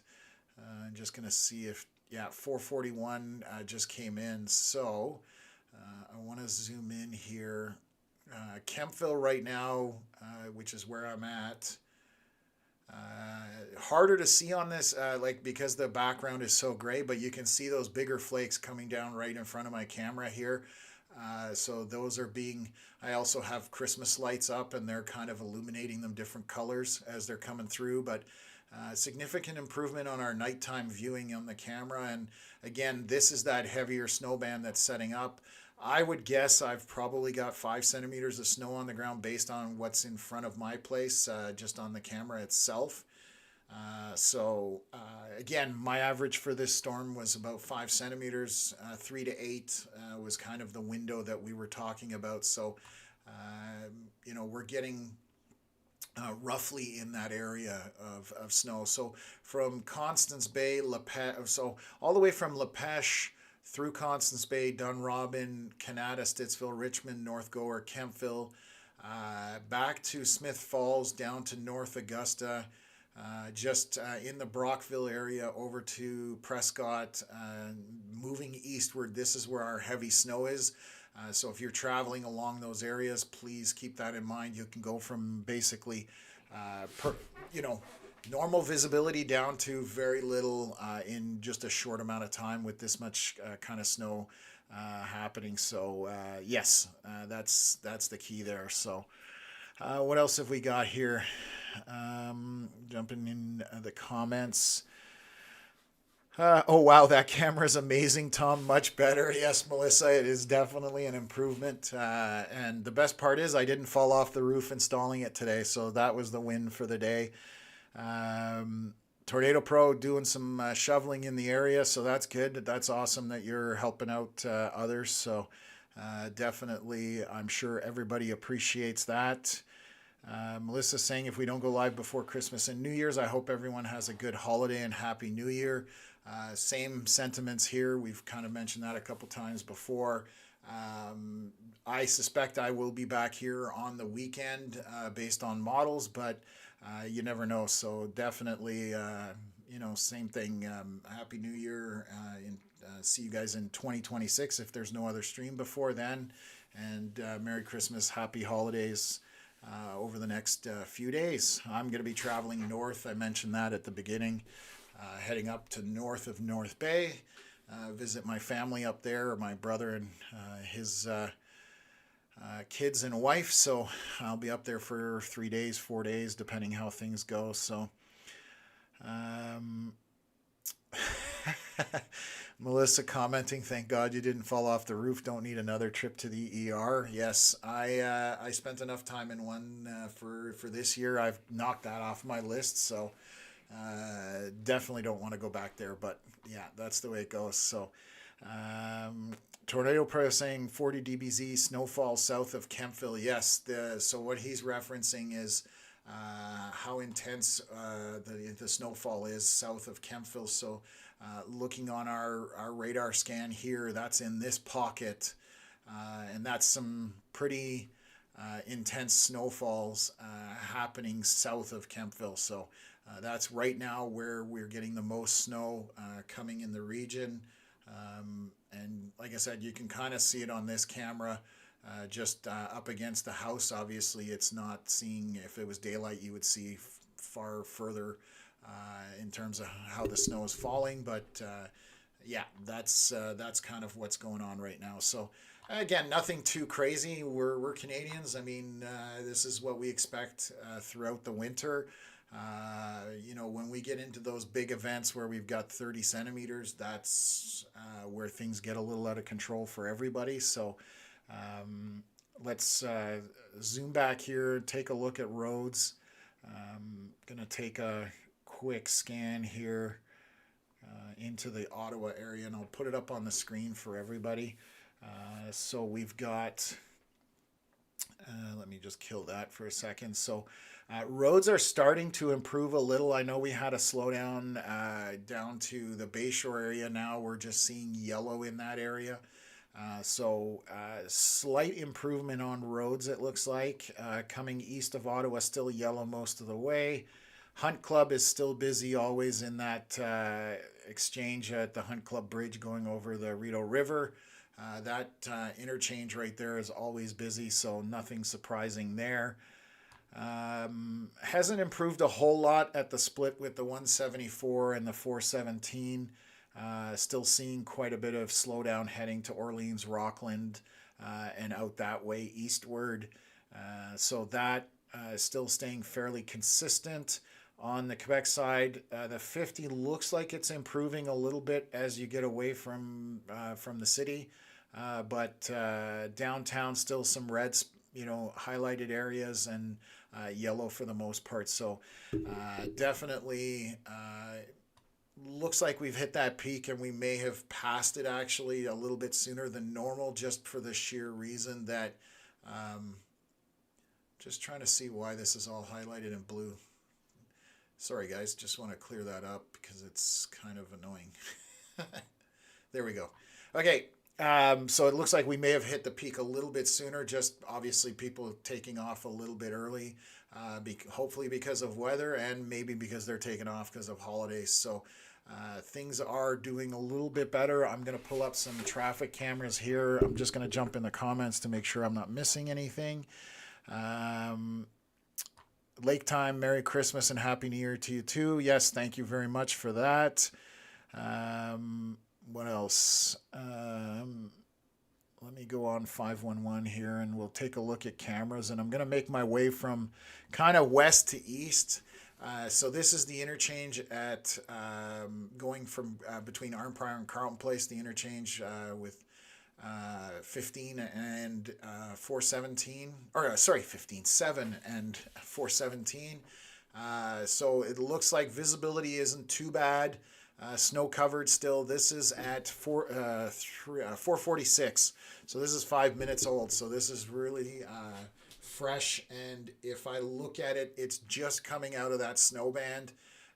So that is going to start drastically improving as we move along here, because our snow band, if I bring it up here, the interchange that we were just looking at is right here. So it's right on the edge of this snow band, right in this area here. Highlight that a little better. So that's what we're looking at there. So take a look at Canada and have a look here. Still snow covered, but lanes have got those grooves cut into them as far as down to the surface. So still not too bad, and travel should be fairly reasonable throughout that. Let's just take a look and we'll continue further east. Gonna take a look at kind of the Bell's Corners exit. A lot of traffic heading up the hill to Canada, but again, snow covered. Some surface showing, so this is consistent what we're seeing, and that one was at 449, so that literally is 3 minutes ago. I'm going to take a look here at the 416 and 417 interchange. So this is coming northbound and basically exiting onto the 417. So if this is, we're looking at the 416. Again, 2 lanes here, but only one has that, down to the surface, the 2 grooves down to the surface, snow covered. And we'll see if we can see anything else there. And this is just looking back as people are about to merge onto the 417 from the 416 interchange. So snow covered as well. Visibility looks pretty good actually there. Let's take a look at towards like Carling area. Quite busy. This is looking back westbound. You can see quite a bit of traffic leaving westbound on the right hand side. Lanes are full there, roads snow covered, and traffic obviously on the westbound side is moving quite slow at this point. Eastbound is looking a little better in terms of that. So let's just jump over here.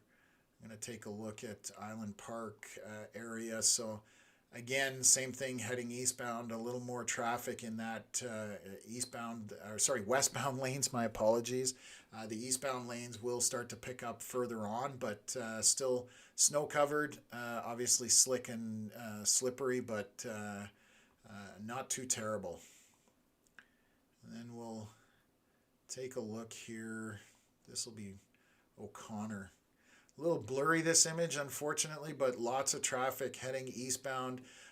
A little less westbound, again, snow covered, same thing. So this is kind of what we're seeing from one end of the city to the other. I'll take a look here at, let's take a look at this one here. This is going to be Innis and 417, so quite snow covered heading east out of the city at Innis Road and 417. Opposite side, definitely showing more surface available on that side of things. So I don't know if there's snow just moving through the region, through that particular area right now. So I'll switch over to the Ottawa traffic cameras because we lose them, unfortunately, off the Ontario ones. So let's just see if I can take a look here. So this is heading towards Orleans. You can see, again, lots of traffic headed eastbound out of the city, out to Orleans, Rockland, Plantagenet, all of those areas there. So still quite snow covered, and but moving as we progress. Gonna take a look at another camera here, and here again, still good surface available in those lanes. Both lanes on both sides look like they've got good surface within the lane itself, but snow covered everywhere else. So, and let me just jump around here. So I'm going to jump in the comments actually as well. And if there's anything you guys want to see, just let me know as always. So Denise saying, stay safe travels going up north. Have a Merry Christmas with family. I still have family way up by Thunder Bay, but avoid going during the winter. Denise, thank you very much for that. I hope you get some time with family as well. Definitely. Thunder Bay is a bit of a drive. I've driven through there in the winter, actually. I took my car from here to Manitoba. I want to say it was last January, February. Or was it the year before that? Anyways, yeah, definitely an isolated drive around Lake Superior. Once you leave Sault Ste. Marie, all the way basically almost into Thunder Bay, there's nothing out there. In the summertime, there's barely good gas stops, and in the wintertime, it's even more isolated because everything shuts down, very touristy. So I don't blame you for not going up to Thunder Bay during the wintertime. Probably a smart decision. So Rick saying that Perth has transitioned to ice pellets. And then what else? Yeah, okay, perfect. So we're good on that front. So just going to jump in here, see if I've got anything on our social media side that I need to share. Connor has jumped in and put in a post here. So let's bring this up. Connor is showing, this is in Moorwood at 440, and there's 8 centimeters there. So again, that's maybe an area that has slightly overperformed, but it's still in that 3 to 8 window. So Connor, thank you very much if you're listening for posting that. So he was measuring that out of the Moorwood area. So perfect. I'm just going to take a look and see if there's anything else here. What else? Okay. Yeah. Okay. Perfect. And I'm going to check one last thing on this. Beauty. Okay.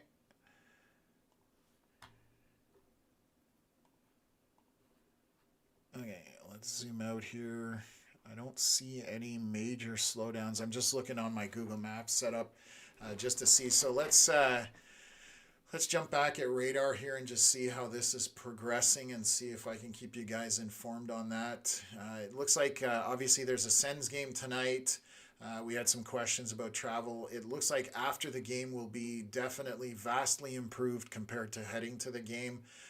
It will be, we're in that window, it's at 7 p.m. start, so the storm won't be out of the area till just before game time, so still going to be a slow commute to the game. Anybody who is headed that way, head early. And bring your patience with you, because it's going to be a slow drive to get out there. But as you can see, we're starting to see the end of this on the left side of your screen, which is to the west. The snow has broken up quite a bit, and will be over in unless something changes. But what I'm predicting here, based on the radar, is that we're probably going to see Ottawa out of the snow in the next hour or two, and a little bit later as this moves eastward into the townships. So yeah, that's where we're at. So 79 terra firma, highway 11 and 17, good luck, stay away from the semis. Yes, I probably mentioned this on the stream a couple of times. My brother used to actually run highway plow for the province up on Highway 11, because he lives north of North Bay, and he did it for about 3 or 4 years. And I was never a fan of it, just because of what we're talking about here, the semis. He got hit by 3 semis, I want to say, during his short career. One time the snowplow was written off because of a transport truck that smashed into it from behind at about 90 kilometers an hour. So yeah, it's dangerous. So if you don't have to, avoid the drive, is what I would say in these kinds of conditions. I'm hoping tomorrow it's going to be much better, and based on what I'm seeing here on radar, crews should have this all cleaned up and ready to go. I plan on hitting the road in the morning, so hopefully 8 o'clock onward, everything will be good along that pass. And I'm just going to take my time. I'm in no rush. And that's what people, I think, need to keep in mind is we don't necessarily need to rush everywhere we're going. So, but I appreciate the good luck on that one. So, Cheryl Caron, lots of snow here in Deep River. That's hoping not to get ice. Yes. So I don't think you're far enough north and northwest that I don't think you're going to see it. You're probably on the tail end of the snow at this point, up in the Deep River area. I'm just going to see you're kind of in radar no man's land. So I think your snow is pretty much over. If we look at the Deep River area here, and I hit the cycle here, so the snow that moved through the region, the heavier snow bands, you can see as they were moving through. And so you're kind of at the tail end of the storm, so it should be over for you guys within the next half an hour or so, would be my guess. And our big snow band extends down into upstate New York. Chris McDonald sometimes jumps in on the chat or on the stream here. So he's down in that area. So this is where our meat of our precipitation is. So directly south of Ottawa through Barrhaven into Kemptville, Winchester even getting into it. So that's kind of where, all the way down to Prescott, Maitland just getting out of it now. So Oxford Mills in it as well, Spencerville as well. So yeah, just lots of areas down that way that are seeing the snow, but it's going to move out, and it's not a very wide band at this point. So yeah, I'm hoping nobody sees ice at this point. I think we're fairly safe that there's not going to be any ice. I know Connor did report some ice pellets involved earlier. However, mostly snowfall at this point. So yeah, so Veronica's saying the drive to Thunder Bay was beautiful in the summer. Wouldn't want to do it with snow on the ground. Yes, so I agree with that. I've driven it both summer and winter, and it's the views around the lake. I think that if you are making that drive, make sure you leave yourself some time to stop along the highway, because there's some beautiful views across the lake and through the region that you're just not going to see or expect if you haven't been up that way. So definitely one of those things that is a beautiful drive in the summertime, and I know when I did the drive in February, January, February, I actually brought all my survival gear with me, so I was prepared if I got stranded that I was fine. I had lots of water and food with me because I knew that was a possibility. Just from the storm chasing side of things, we have gear for doing when we chase lake effect snow, because you can get into spots where you get 2 to 3 feet of snow and you're stuck there till the road crews get things open. So Chris saying all the back roads Dunrob and Carp are unplowed and slick and slippery. Thank you for that update, Chris. Yes, we're seeing that even the main 400 series highways, the crews are not able to keep up at this point. Essentially, you've just got the two grooves through each lane for the most part. They are plowing them off, so not a lot of snow buildup, still snow covered. But the side roads and the surface streets, all of that is definitely slick and slippery, so you're going to have to take your time. So 79 terra firma, any wind tonight? Yes. So on the back end of this, what we had forecast after midnight, and thank you for bringing that up. I know I mentioned it early on in the stream about an hour ago, that winds are going to pick up probably around 2 a.m., maybe 1 to 3 a.m., somewhere in that neighborhood. And they're talking 40 sustained and gusts up to 60 is what they were calling for on Models and Environment Canada. So that will make travel, and it's supposed to end by about 5 or 6 a.m. So hopefully before the morning commute, if anybody's still going to work tomorrow, I'm hoping that traffic will be significantly lighter because people won't be going in. But that will be overnight. The biggest thing is going to be the blowing snow because with all this fresh snow in the region, 60-kilometer-hour wind gusts, that's going to definitely take visibility and drop it down significantly. So you can see here, obviously, the snow getting lit up by my Christmas lights, turning all sorts of different colors and blues and greens and purples. But that's what's going on in Kemptville right now. I wouldn't be surprised if we have over 5 centimeters here at this point. So I'll probably do a measurement when this all ends. But I'm super happy with this new camera because it sees much better now than before. So super excited about that. So it's the little things in life. So we'll jump back on this, take a look at radar. There is a snow band that has kind of developed on the Quebec side into kind of just into the Ontario, squeaking into Ontario, I should say. But if in this darker blue area, all the way from kind of Maniwaki, northwest of Maniwaki, all the way down through Rockland, Clarence Rockland, that kind of area, all the way into Alexandria, there's going to be a decent amount of precipitation with that. And it's a fairly large region in comparison. So, excuse me. So I'm just going to look here. So anybody, I'm going to just highlight this right here. So if you are to the west of this line, pretty confident that the storm and the precipitation is over for you in terms of the precipitation. Again, the winds are going to pick up tonight, overnight, so something to keep in mind. Maybe wait for your shoveling till tomorrow if you can, because then you might shovel your driveway and then overnight the wind will relocate the snow back into your driveway. So just something to think about. But if you're to the west of this, you're pretty much done with the main precipitation. East of here, we're still going to maintain for the next all the way into Montreal, it's going to make its way, but for the next couple of hours at least. But it's slowly progressing where you're not going to see much snow anymore, and it will stop in the next couple of hours east of that line. So I'm currently located, just so people understand what they're seeing on that map, I'm kind of, actually that's not wrong, right, I'm somewhere right about here, I would say. So the snow you're seeing on this camera is that lighter snow. So that's what the lighter blue looks like, just light flurries, and as we have cars driving by, that kind of thing. So that's what we're experiencing in terms of snow, but you're starting to see that it's going to stop snowing here very shortly. As to my west, there's basically just little pockets of snow, nothing major. So let's take a look here. Zoom back in.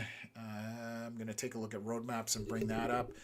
If anybody has any other questions, by all means, fire them away. Mark Gagne saying, yeah, there you go. Visibility is down to 3.8 kilometers in Granby, which is now that you're in that snow. I'm not surprised to hear that. Definitely, you can see Mark's been reporting on visibility since we started the stream. I think you originally started somewhere around 14 kilometers. So obviously very good visibility, and we're down to 3.8 at this point, so significantly less. Perfect. So thank you for that update. I appreciate it. I'm going to just double check that I don't have any emails to jump on. Take a look through if we've got any more social media stuff that's been posted. And let me just take a look here.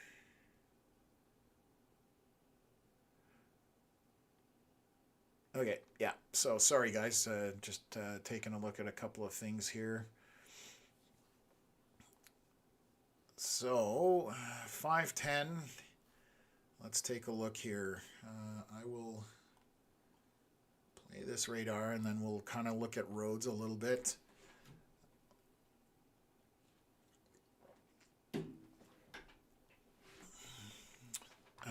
Tornado Pro. The ice storm that Environment Canada was forecast for Eastern Ontario is now forecasted for Southern Ontario, but I will likely be in Southern Ontario visiting my grandparents.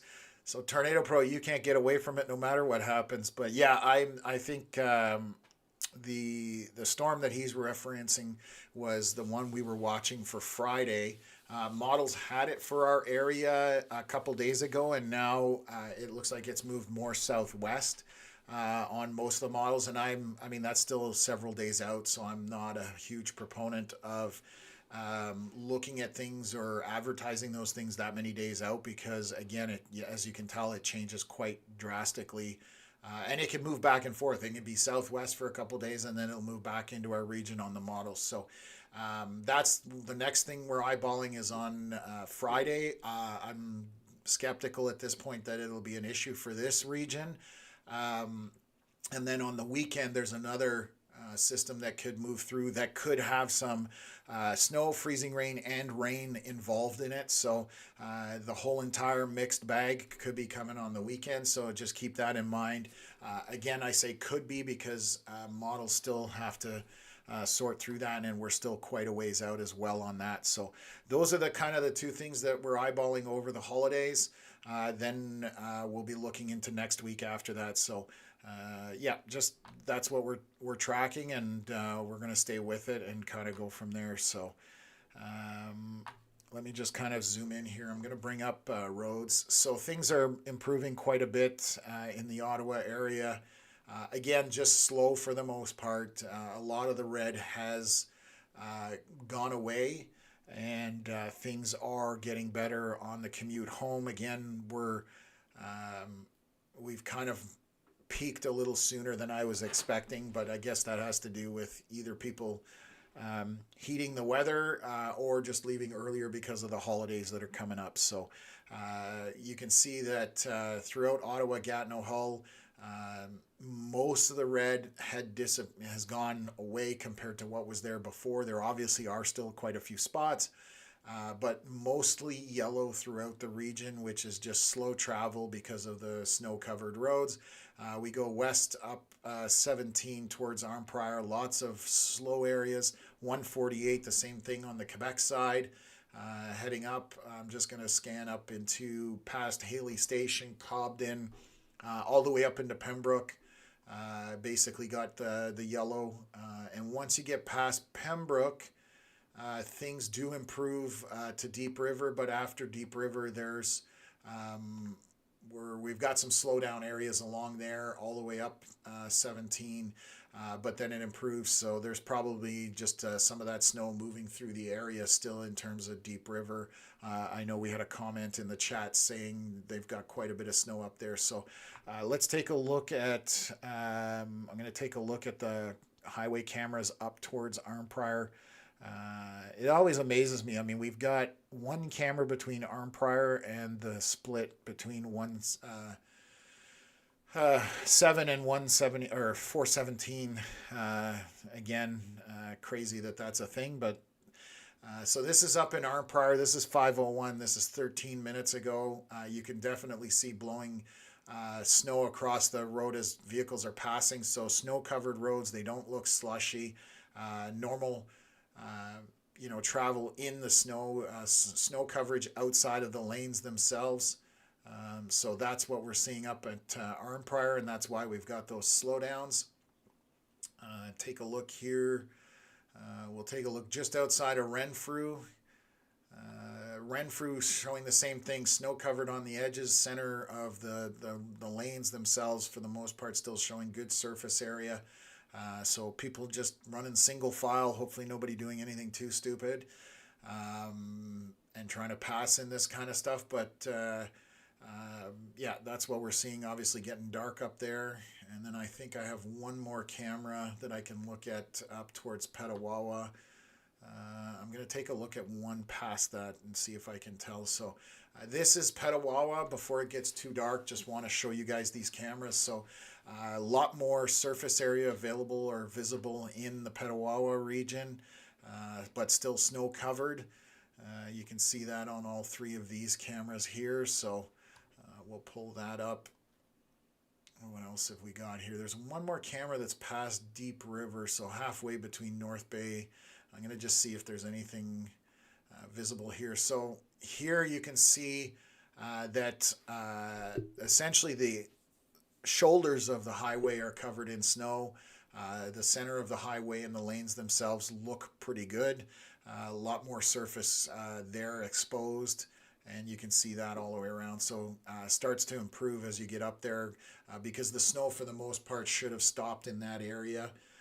So as you can see, if we look on the radar to the northwest of Ottawa, after you get past, just past Deep River right now, the snow is tapering off there as well. So things are improving, and crews will get things up pretty good in terms of clearing the roadways once the snow moves out of the region. So and hats off to the plow operators, plow drivers, those clearing, even parking lots, that kind of stuff. Snow operators, they during the winter they definitely work hard, and they don't get much sleep in these kinds of events. This is a lighter event, so easier, but 30 centimeter dumps, they're up for days straight. So I tip my cap to them, because without them we wouldn't be able to get around. So what else is here? Veronica saying a couple of accidents on the 416 by Spencerville. No cams though. Yes. So let me see if I can highlight that on Google Maps. If there's an indicator. Yeah. Okay. Right at Spencerville. So that's. Let me bring that up here. So just around Spencerville. Thank you, Veronica, for putting that in the chat there. So there's a crash here. In just south of Spencerville on the 416, and there's one north of Spencerville on the 416, so a couple of slick areas. And there's also one on the 401 here. I'm just noticing down here just between closer to Iroquois, but between Cardinal and Iroquois on the 401 in the westbound lanes, it's looking like there's a crash there as well. So just a couple of areas to keep in mind. There's been quite a few throughout the afternoon and evening. There's actually another accident being reported up here just near Oxford Station, so just north of the last one I was mentioning there. On the 416 still. I'm just going to scan all the way up to see, because there was quite a bit of that snow band coming through, so I don't know if that has anything to do with it. So that's a couple of accidents just to highlight for you folks. What else have we got here? I think I'm using Microsoft Weather. Oh, in terms of the visibility, that's interesting, Mark. Thank you for that. What else have we got here? I want to make sure I'm not missing any comments. So still snowing at my house. I'm a little surprised at the flurries coming down here. Now that this camera is actually just switched into night mode now, which Gives it more of a blue tinge, but yeah, definitely still snowing a bit here. If I bring up radar, I'm going to zoom in here just to show you guys. So I'm just to the northwest of Kemptville, and we're in that very light blue, but there's areas of dark starting to peek through there. So the snow is going to be over here very soon for myself, and like I said, into the Ottawa area as this is moving through the region. So reaching out, the heavier snow bands are now making their way into Hawkesbury, into Rigaud, Alexandria. So those areas are starting to see the snow that Ottawa was getting. So I'll zoom into that. So if you're anywhere in these regions with the dark blue, from almost Rivière du Sul on the Quebec side, Blue Sea, Poltimore, St. Pierre de Wakefield, Val-des-Monts, Plaisance, Alfred, Rockland, Buckingham, all the way down here into Alexandria, Russell, Greeley, Vernon, Winchester. Those heavier snow bands are there. And once they move through, there's 2 rounds essentially if you're on this first snow band. Essentially, I'm just highlighting here. There's another one back here that's tucked in. So there's 2 rounds with a gap in between, so less snowfall in that area. But that's basically what you can expect if you're to the far east of Ottawa. Again, Ottawa's mostly out of it at this point. There's just going to be some trace snow as this kind of continues moving eastward. So it's definitely looking like in the next hour to hour and a half that I think Ottawa by 7 p.m. is done with the snow, and just based on how things are progressing. And that's going to be it. Other than, obviously, we've mentioned it, the winds overnight, they are looking to pick up after midnight, probably between 1 and 2, all the way about 5 or 6 a.m. We're looking at strong 40-kilometer-hour sustained wind with gusts to 60. So it's going to blow that snow around. So yeah, it's definitely going to be hazardous to travel in that overnight. So anybody driving overnight or very early morning, just keep that in mind. You may need to give yourself some extra time. So, and Chris McDonald is in. I was actually talking about you just about, I want to say 20 minutes ago, half an hour ago, talking about the big snow band that is stretched all the way from, northern into Quebec, Maniwaki, all the way down, through upstate New York. So welcome to the chat there, Chris. Good to see you here.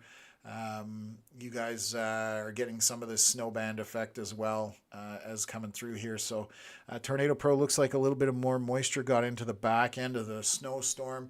There is a bit there, but it's still significantly less than what was expected. So I still think there's a lot of dry air just playing with the back end of the storm system and just undercutting it essentially.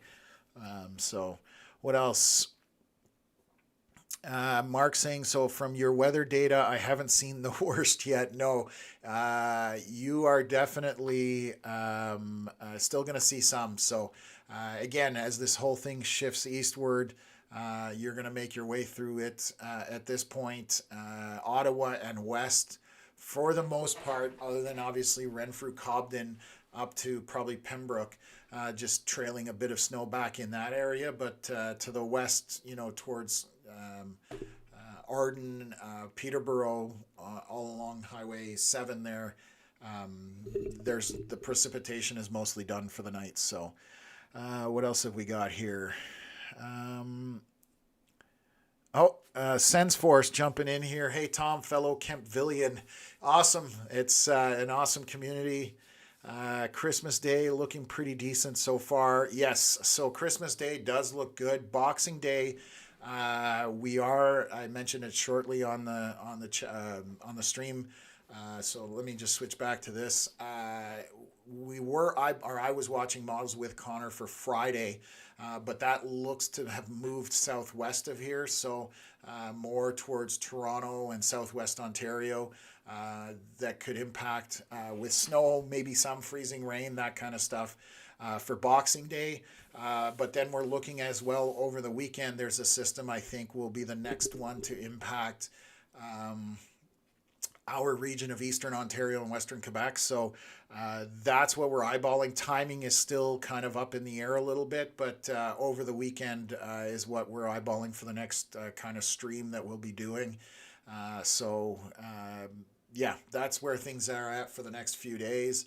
I'm heading north tomorrow morning, and if I have to come back Thursday night, I'll come back Thursday night. If not, I'll come back in time for the weekend stuff if that's going to come to fruition. So, Chris, Merry Christmas to you and to everybody in here. I know we've mentioned it a few times, but definitely all the best for the holidays. And I'm sure I'll see people on the stream on before New Year's, but Happy New Year to anyone who won't be on the stream. And again, thank you guys this year. We started this in June, and we're having a blast with it. The response has been awesome. So thank you everyone for tuning in. Anybody who's donated, anybody who's bought merch, all that stuff. It goes towards helping us put this all together and just doing small improvements and that kind of stuff. So it's again truly appreciated. Even if you're all you're doing is hitting the like button, that's free, but it gets us into the YouTube algorithm. You subscribe to the channel, definitely, if this is the kind of stuff you want to keep up to date on. Definitely helps us out as well. So thank you to everybody. Without you guys, we wouldn't have anything. So thanks again. So jumping into the comments here, what else have we got here? Still light snow in Hawkesbury coming from Marie Rochon at 5:24 p.m. So I'm going to zoom in here. You're right on the edge of that heavier snow, so you guys will probably see an uptick in the snowfall rate based on what I'm seeing on radar. So you're probably going to, sitting right here, you're going to see all of this coming through essentially. So some darker areas definitely in here.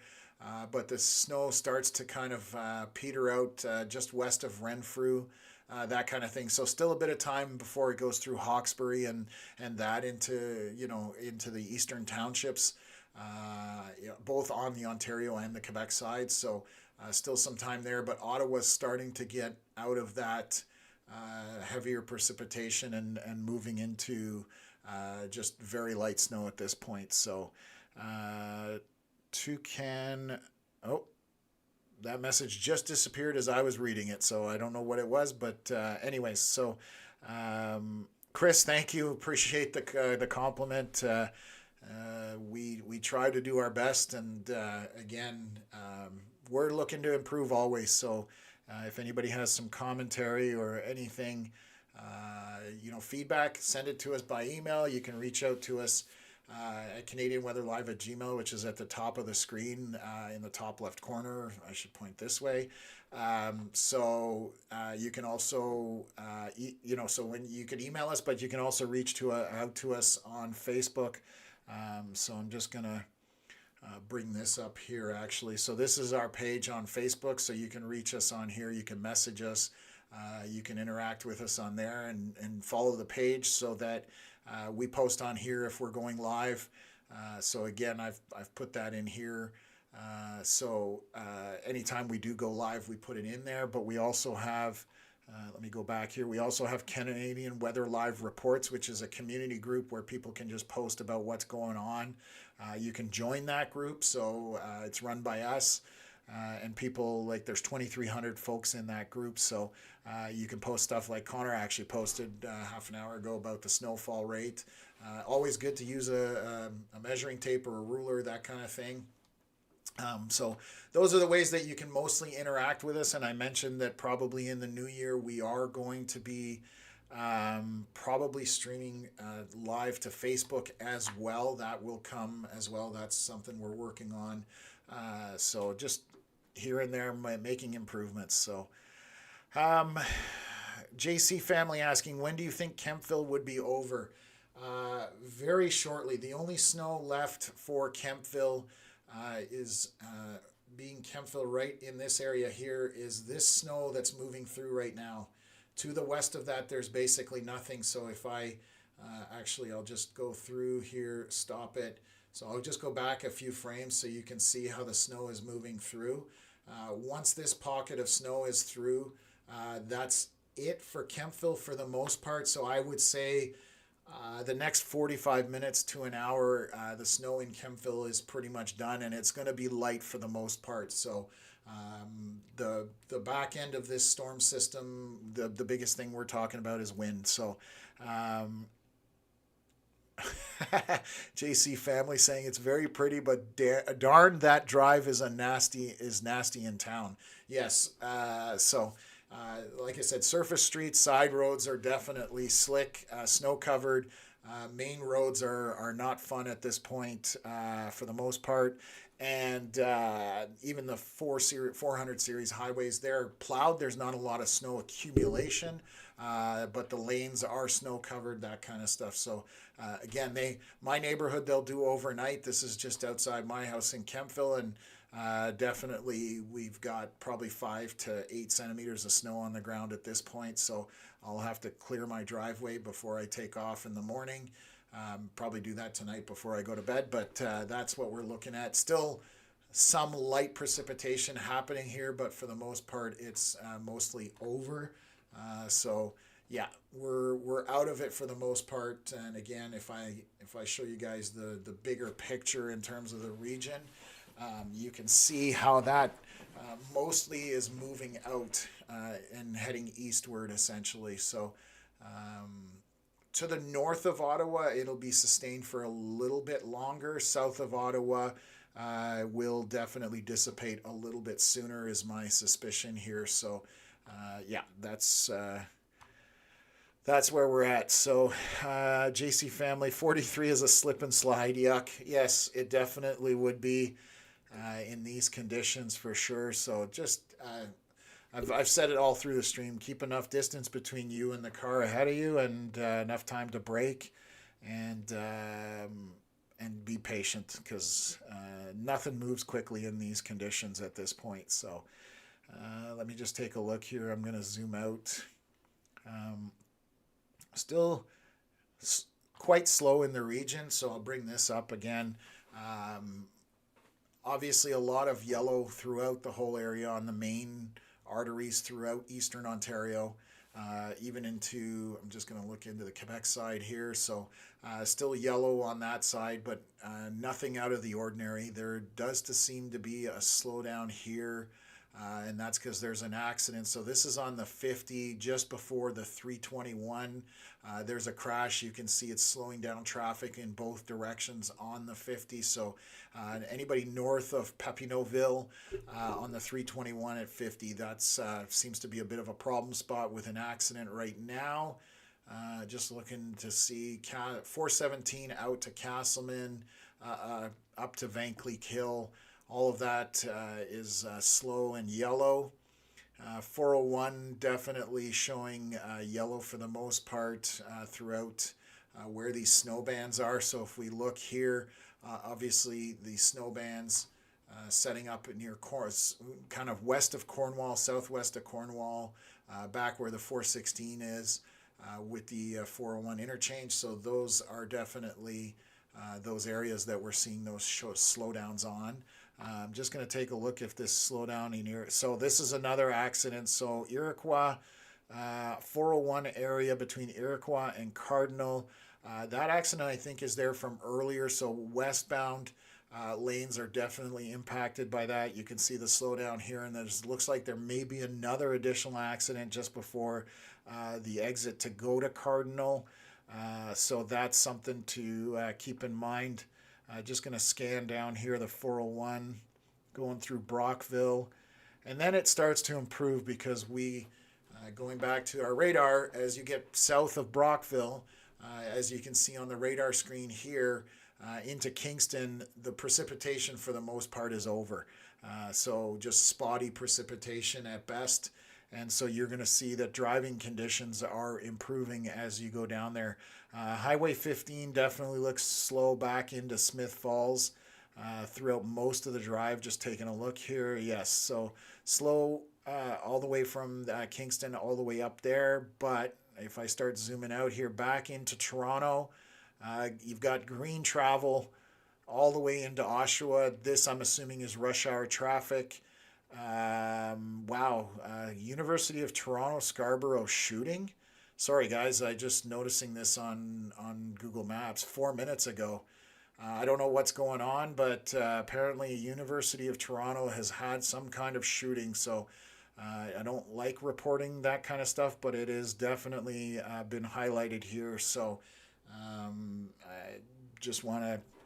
I was just reading it, sorry, and so yeah, something's going on down there. So roadways themselves, Highway 7, I'll bring up here. Um, Highway 7 through Peterborough, lots of green as the snow has moved out of the area, all the way up into Caladar, almost into Charbet Lake, essentially. So definitely improving. So again, as the snow moves out, things are going to get better, and we're going to see that travel times will go down and road conditions will improve.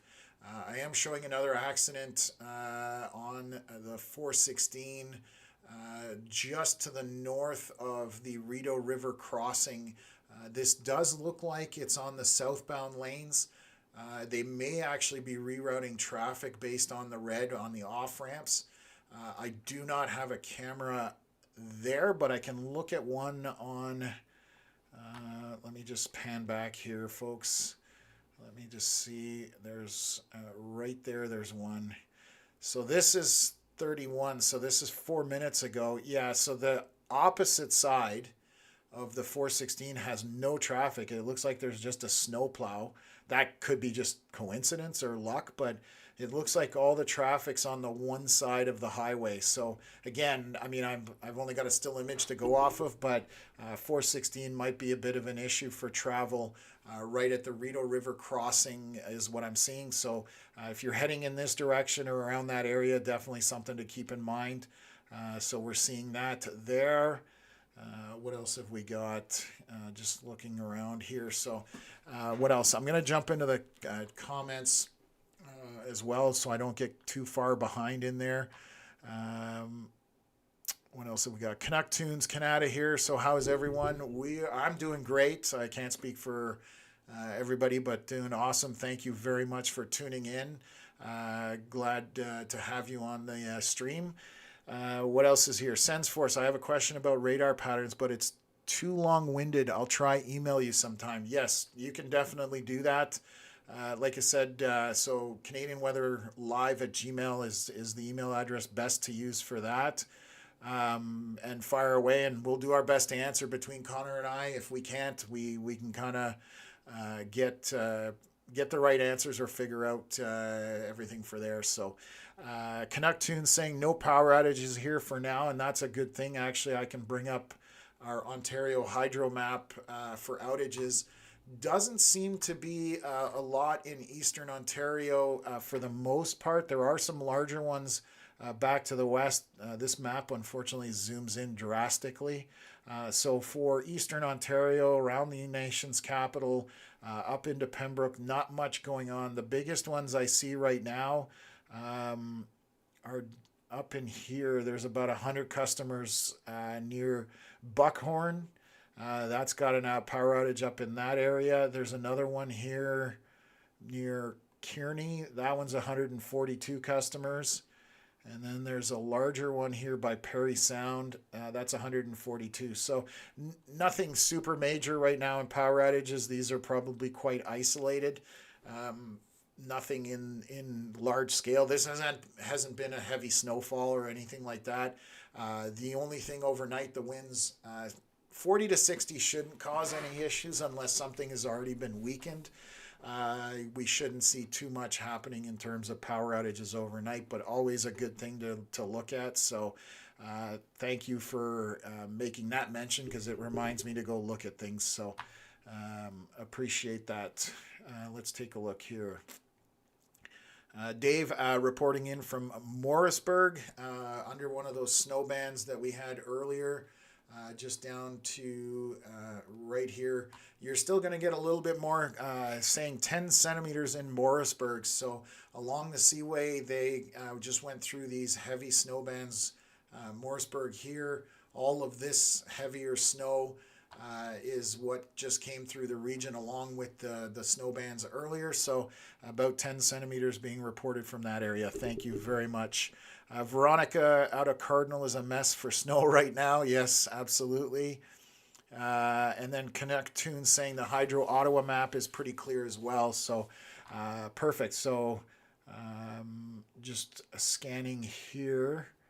Yeah. So again, looking pretty good. And, we were expecting this to last a little bit longer than it has, but it looks like drier air has undercut the back end of the storm system. So it will be over sooner than I expected. And what I was going to say here, we're 5:40 p.m. And what have we got? Ottawa, another hour, maybe another hour till the snow is completely moved out. Obviously, we're seeing some pockets of very little to no precipitation. So as you go west. So yeah, eastern townships right now, for the most part, other than this dry pocket, just kind of over Winchester and to the south into Morrisburg right now, that's a pocket of no precipitation essentially. The rest of the eastern townships are covered on the Quebec side into cottage country. Quite a bit of snow from Lepech kind of over up into Maniwaki. That's all showing precipitation in that area there. So, and then let's look here. Smith Falls is out of it at this point. Perth should be out of it for the most part. Carleton Place on the edge of it. Almont on the edge of it. Arnprior still going to be showing snow for a little bit, but almost out of it as well. Renfrew has been hanging on in that area. The snow has kind of been hanging on in that area, so Renfrew, Arnprior might be a little bit longer than that. But definitely a lot less than was there before. So Brockville almost out of it as well. Rockport's out of it. So we're starting to see signs of this being over for quite a bit of the region. And yeah, so what else is here? Sensforce, Merry Christmas and Happy New Year. Thanks for all your efforts in keeping us informed. Thank you for being here. We appreciate it. That's why we do it. So glad people are enjoying this, and we're hoping to grow this in the new year. If you want, the best thing you can do is share this on social media. Hit the like and subscribe. That's the biggest, easiest thing that you can do for us, and it helps us out a lot. So Brenda Ladouceur saying Vernon got lots. Vernon's on 31 if I remember correctly. Let me see if I can find it. Oh, right there, smacked in the middle of my screen. So Vernon right here, just to the east of Osgood, northwest of Winchester. So yeah, you guys probably, again, these snow bands that have been moving through, especially recently, there's one to your east that moved through. There'll be a little bit more snow coming from the Cars Richmond area. So it's not over for Vernon yet, but within the next hour or so, it should be over. Thank you. So yeah, that's kind of where we're at. Kemptville, where I'm at, still getting some snow here on that last kind of portion of the storm. So looks to end here pretty soon. You can see the camera obviously outside my house. That is, neighbors are clearing driveways as I can see.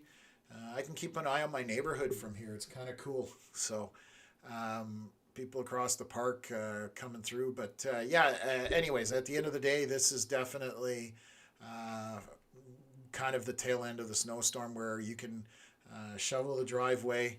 Just keep in mind those winds after midnight are going to pick up and blow snow around. So you don't be surprised if you get up in the morning and have to re-shovel the driveway in certain spots or all of it because of the blowing snow overnight. So that's the biggest thing on the back end of this that we're talking about. So yeah, so again, I think this is performing. We got as much snow as was predicted because it's been kind of going for the whole day. There were more intense areas of snow than was predicted, but overall we're getting what should have fallen. So it's just ending sooner. Um, it's just ending sooner than we expected, which makes people happy, I'm sure, for the most part. So, anyways, what else? Quasi questions, I should say. Wow, Tom, that is a great new camera you've got now. It's definitely clear. It's definitely better. And we're using that one as a test for seeing whether we can deploy a camera system throughout Eastern Ontario. So we're going to look at putting them basically at friends' places, essentially, where we put a camera outside of their house. Obviously, trying to keep it where it's looking at streets, that kind of stuff. We don't want to be broadcasting, into people's homes, that kind of stuff. But we're thinking of trying to develop or deploy our own camera network throughout the region in the new year, just so that we can patch into the cameras like we do on mine and give you guys live video rather than these snapshots that we get from 511 that are 20 minutes, 30 minutes old and don't really... there's room for improvement, let's put it that way. So that's what we're hoping to do in the new year. And so this was my first test. Literally set it up yesterday and installed it today on the outside of the house. So so far I'm happy with it, but we'll have to see how it does over the next few streams just to be sure. So what else? Canuck Tunes. I'm just north of you in Bridlewood. Gotcha. So not too far at all. It's funny the amount of people I've met off the stream in terms of just chatting in the in the chat. It's awesome to see this many people involved and following along. So obviously summertime is our the excitement factor goes up for some. The fear factor goes up for some as well. Obviously, one of the things I did not realize is how many people have fear of thunderstorms and that kind of stuff. I always knew that people were, but I just, it's a higher percentage than I thought. And so we help people out to, in the summertime, just whether they need to worry or whether they don't need to worry. And I would rather report that you don't need to worry. Obviously, that's one of those things. So getting the information ahead of time or in time is the best way we can help people understand what's coming at them so they don't worry unnecessarily is the other thing. So yeah, that's what we're about at this point. And I'm just going to look through a couple of things here on my other monitor and see if there's any reports. I'm sure there's a group that I can go to, actually. I just realized that has... I need to... I'm going to open a new tab here.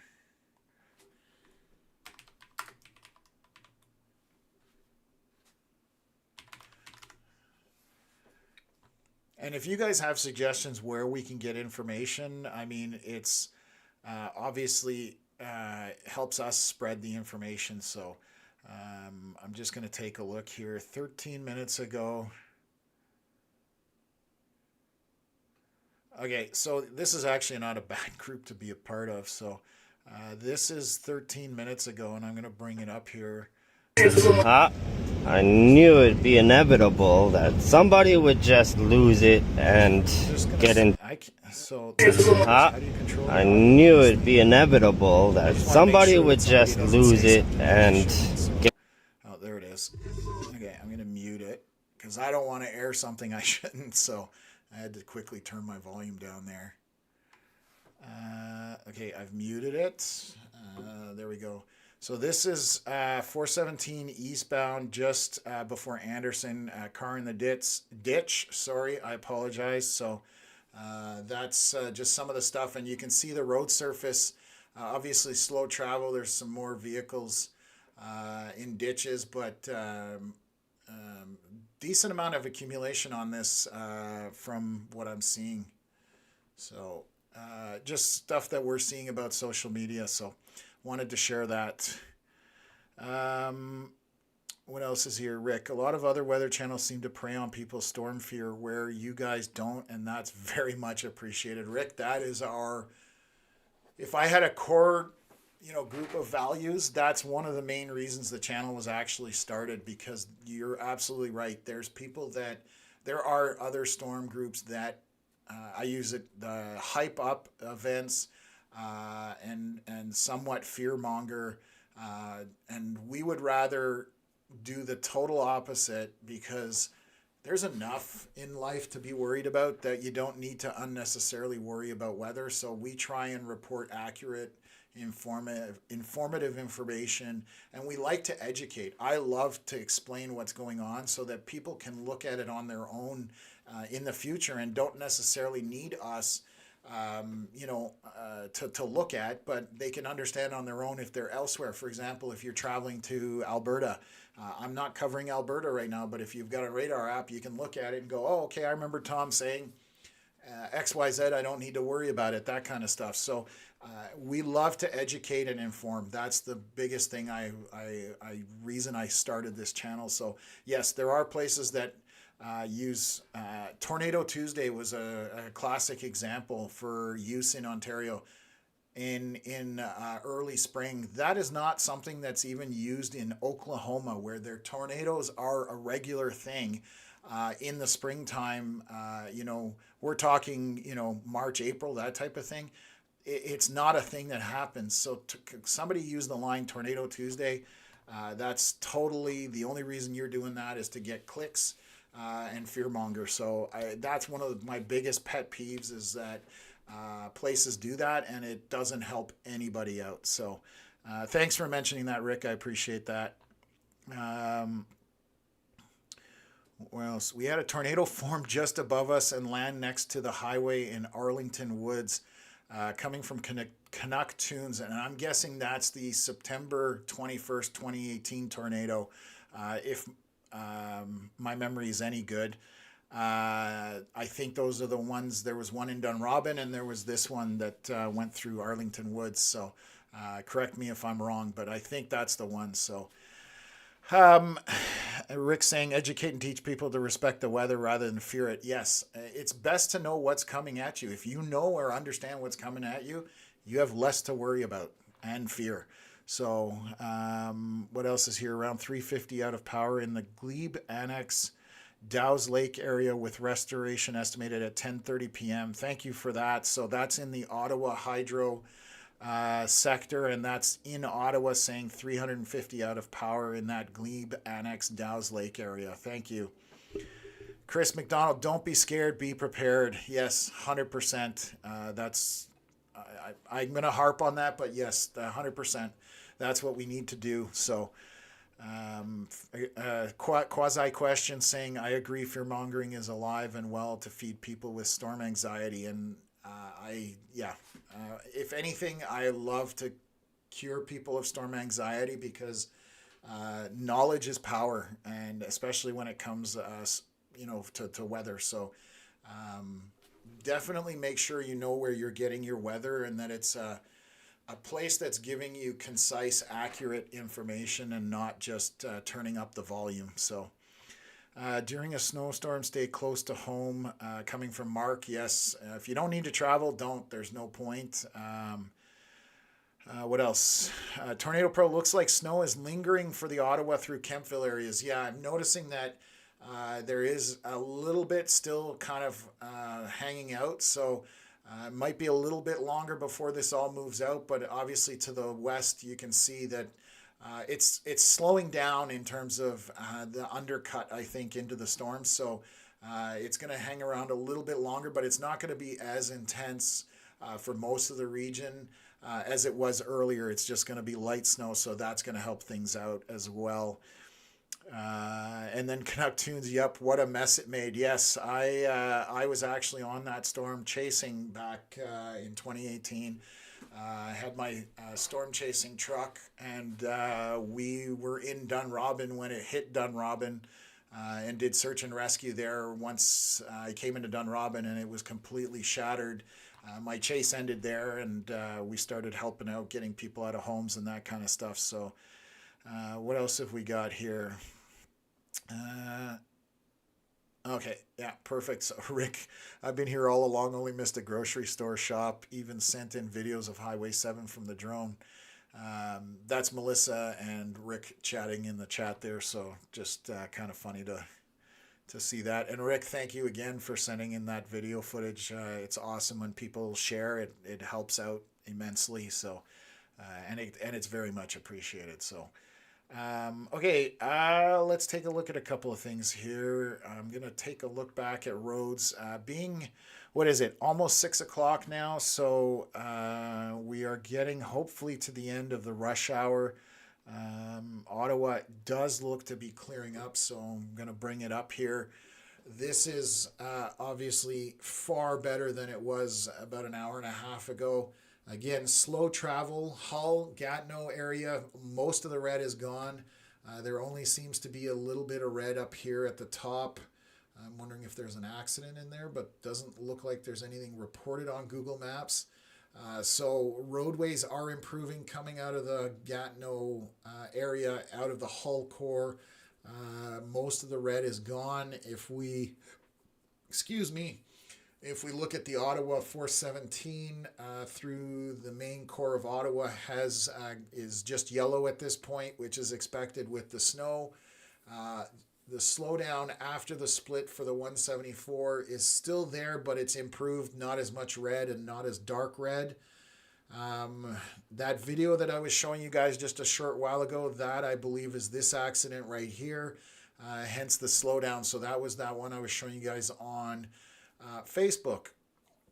So it's showing on maps that there's that slowdown, but once you clear that, it does improve, but still slow travels eastbound on 417 heading out towards Castleman and past Castleman. So still slow, but we are moving.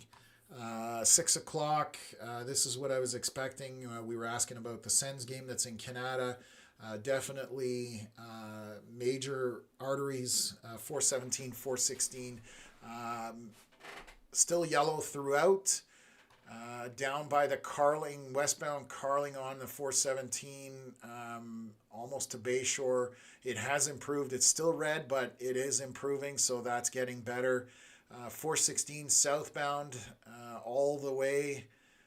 It looks like right to the 401 is yellow still, so still, because of the snow conditions. Carlton Place, once you get past the split, from Highway 7 and 417, definitely looking better once you get there. 417 heading towards Arnprior, Renfrew, Pembroke, improving, but still slowdowns quite a bit. 148 does look better on the Quebec side. Still slow areas, but a lot more green popping up on the map. North of Hull on Auto Route 5, definitely into Wakefield, still mostly yellow, so just slow travel there.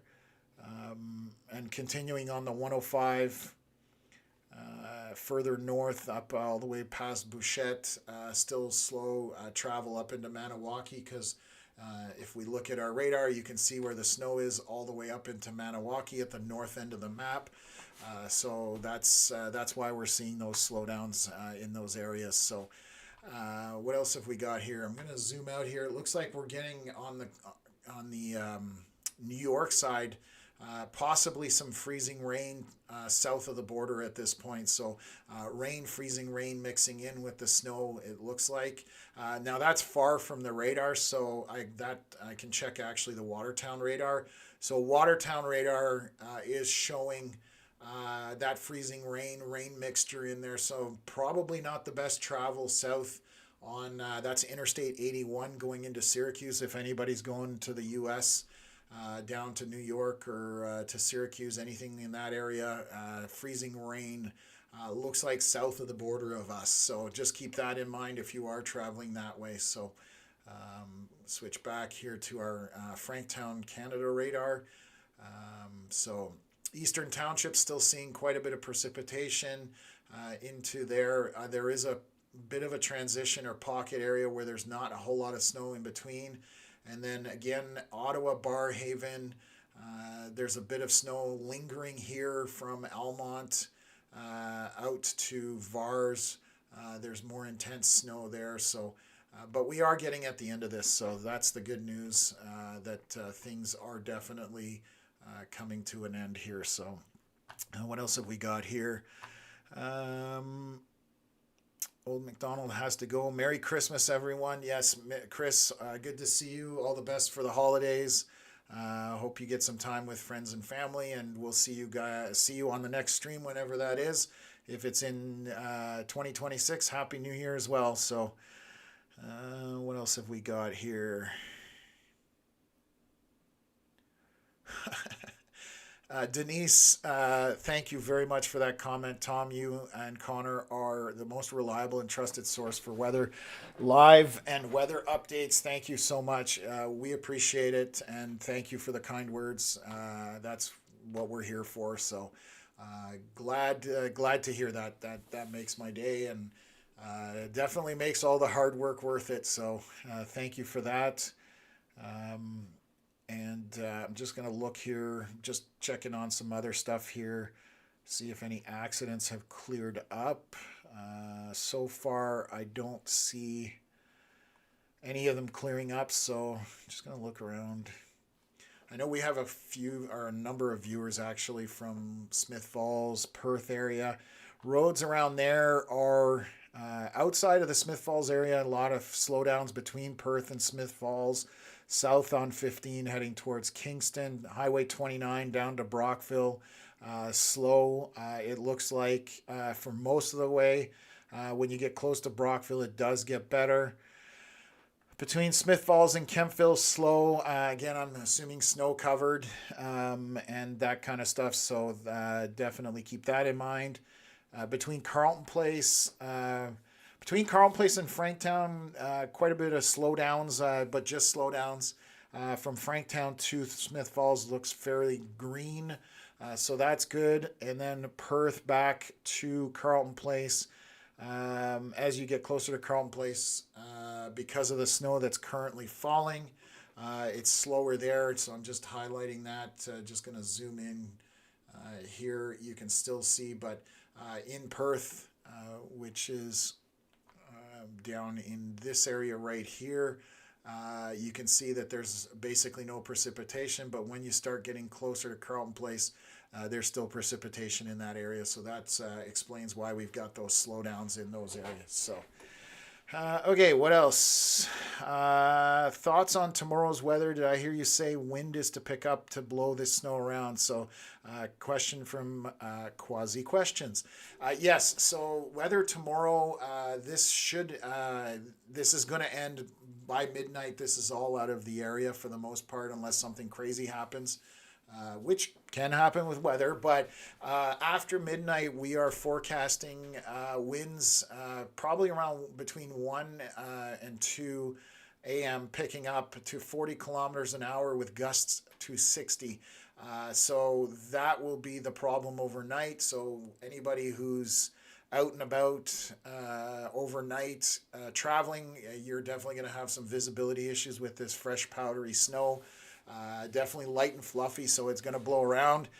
That's why I'm probably going to do my snow tomorrow morning in the driveway rather than now, because the wind will probably just, if I do it now, it'll probably relocate it into my driveway overnight.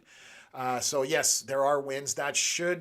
We're talking a window between 1 to 5 or 6 a.m.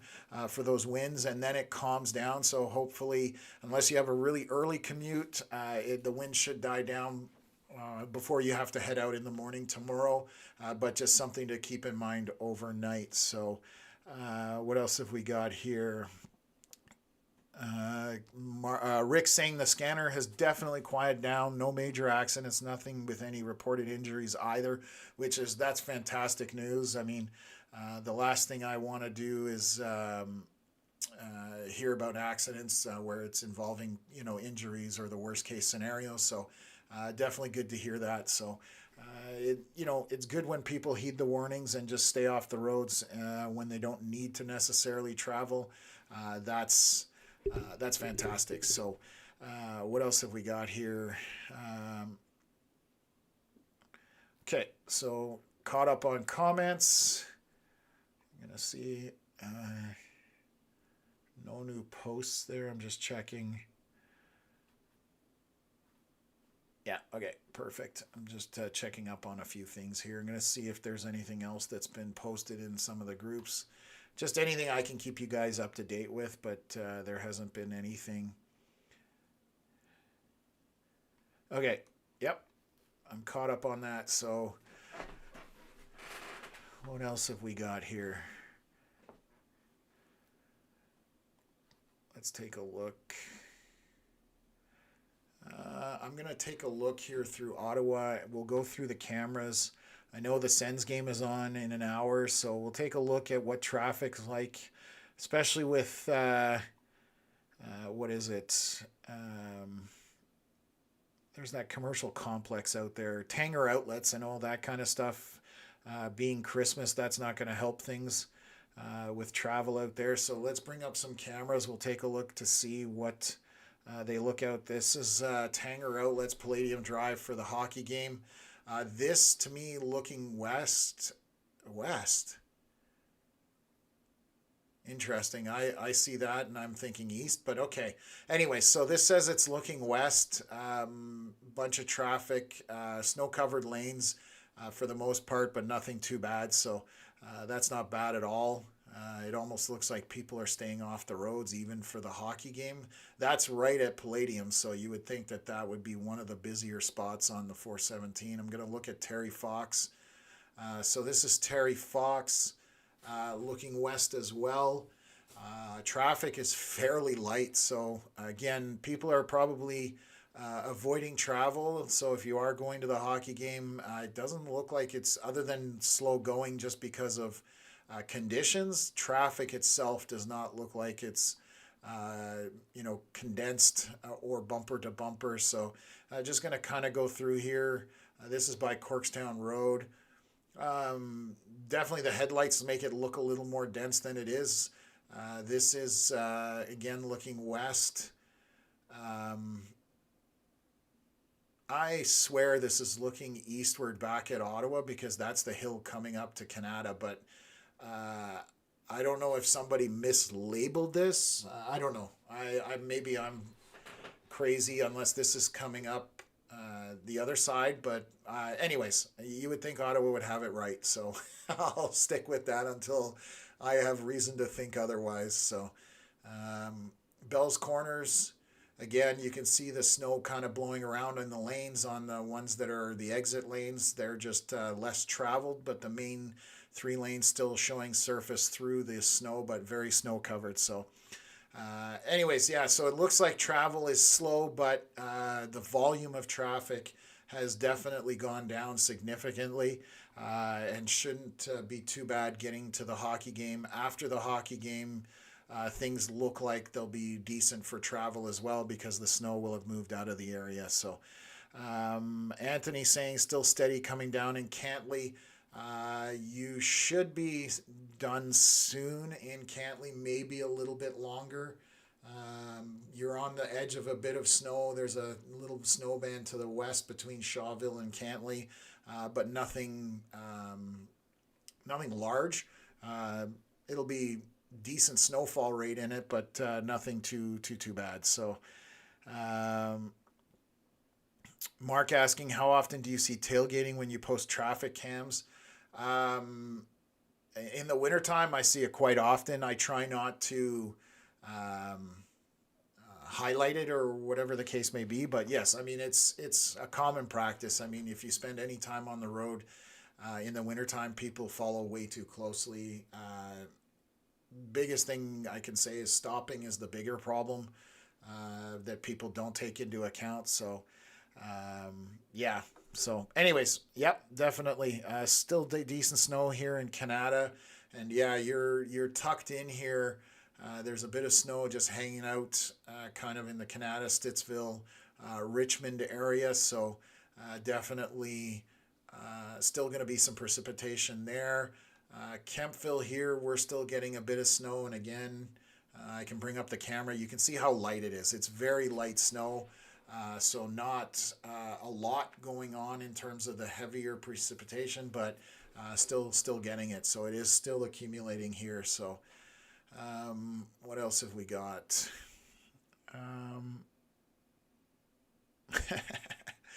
Rick saying tailgaters are just in a race to see if you can get in the accident first. You're asking to, you're asking to end up in an accident. I actually have a story back since we're, things have slowed down here. I'll tell a story. I was 16 at the time, and my family was driving to Florida for spring break in March, and we were driving south on Highway 81, which is what I was just chatting about, and they had a lake effect event. I was actually driving with my learner's permit and my mom beside me, and we got down along this stretch coming from Watertown down to Syracuse, and right in this stretch, kind of where the lake gets really close, so Lake Ontario, just close to Interstate 81, we went from no problem seeing to visibility down to in the tens of feet, and just snowflakes the size of toonies coming down. And I remember driving, and at 16, you don't have a lot of experience. There were cars blowing my doors off like we were standing still. We were driving down. I was just being very cautious. And 20 minutes down the road, there was a 10-car pileup, and they were all rear-ended into each other because they couldn't see and they couldn't stop in time. We got through the accident, no problem. 5 minutes down the road was sunshine, and the highway was clear, bare pavement. And so that taught me at a very early age, you got to be able to stop. I don't care how fast you go, but as long as you can stop. And people driving at 140. I got past at 140. I said it earlier today. I'm not an old man. I used to speed all the time. I wasn't innocent. But in the wintertime, no way. You cannot stop fast in winter. And that's what people kind of forget or just choose not to do. So yes, I learned that as a kid, very young, very early on. Drive slow, have enough time that you can stop and you're good. So anyways, okay, I'm staying put and getting stuff delivered coming from Canuck Tunes. That's probably the good choice. What else is here? Mark, why not highlight it as an antisocial behavior? I mean, it provokes injuries when accidents happen. I do discuss it like we just did kind of thing, but I don't point it out on the camera itself because I kind of go through the cameras pretty quick when I'm going through them. If I was to do a video specifically to do with tailgating, it's something I have no problem highlighting. It's just I'm trying to get the information in terms of the roads and the conditions out to people and trying to cover as much area as possible so I can only spend a limited amount of time kind of going through things.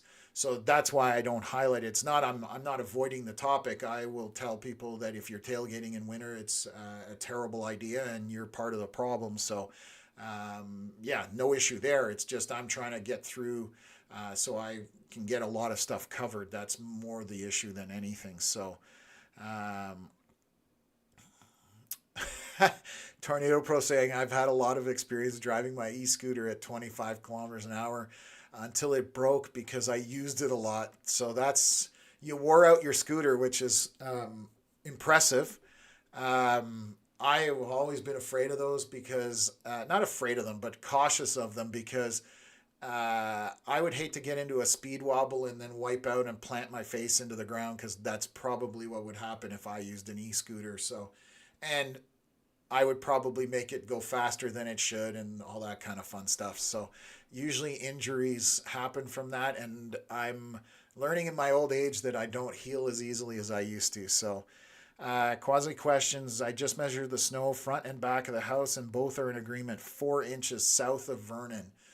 So 4 inches is basically just under 10 centimeters roughly. So that's south of Vernon on Highway 31. So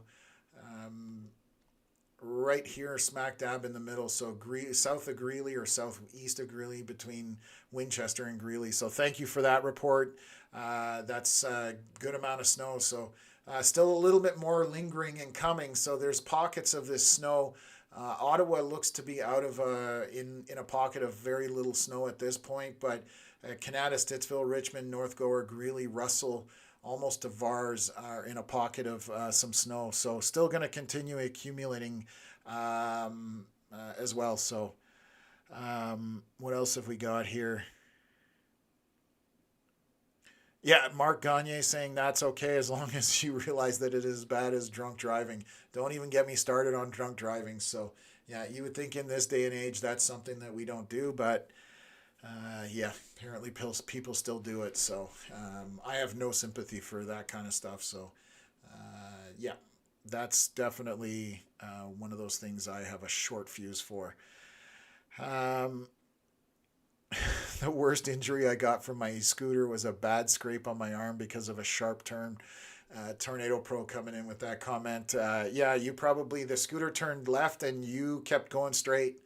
I had a friend do that on one of my jet skis back in the day on the St. Lawrence River. Explained to him that, you need to give it gas to turn on a jet ski. If you don't give it gas, it doesn't turn. He went the total extreme and gave it full throttle and turned.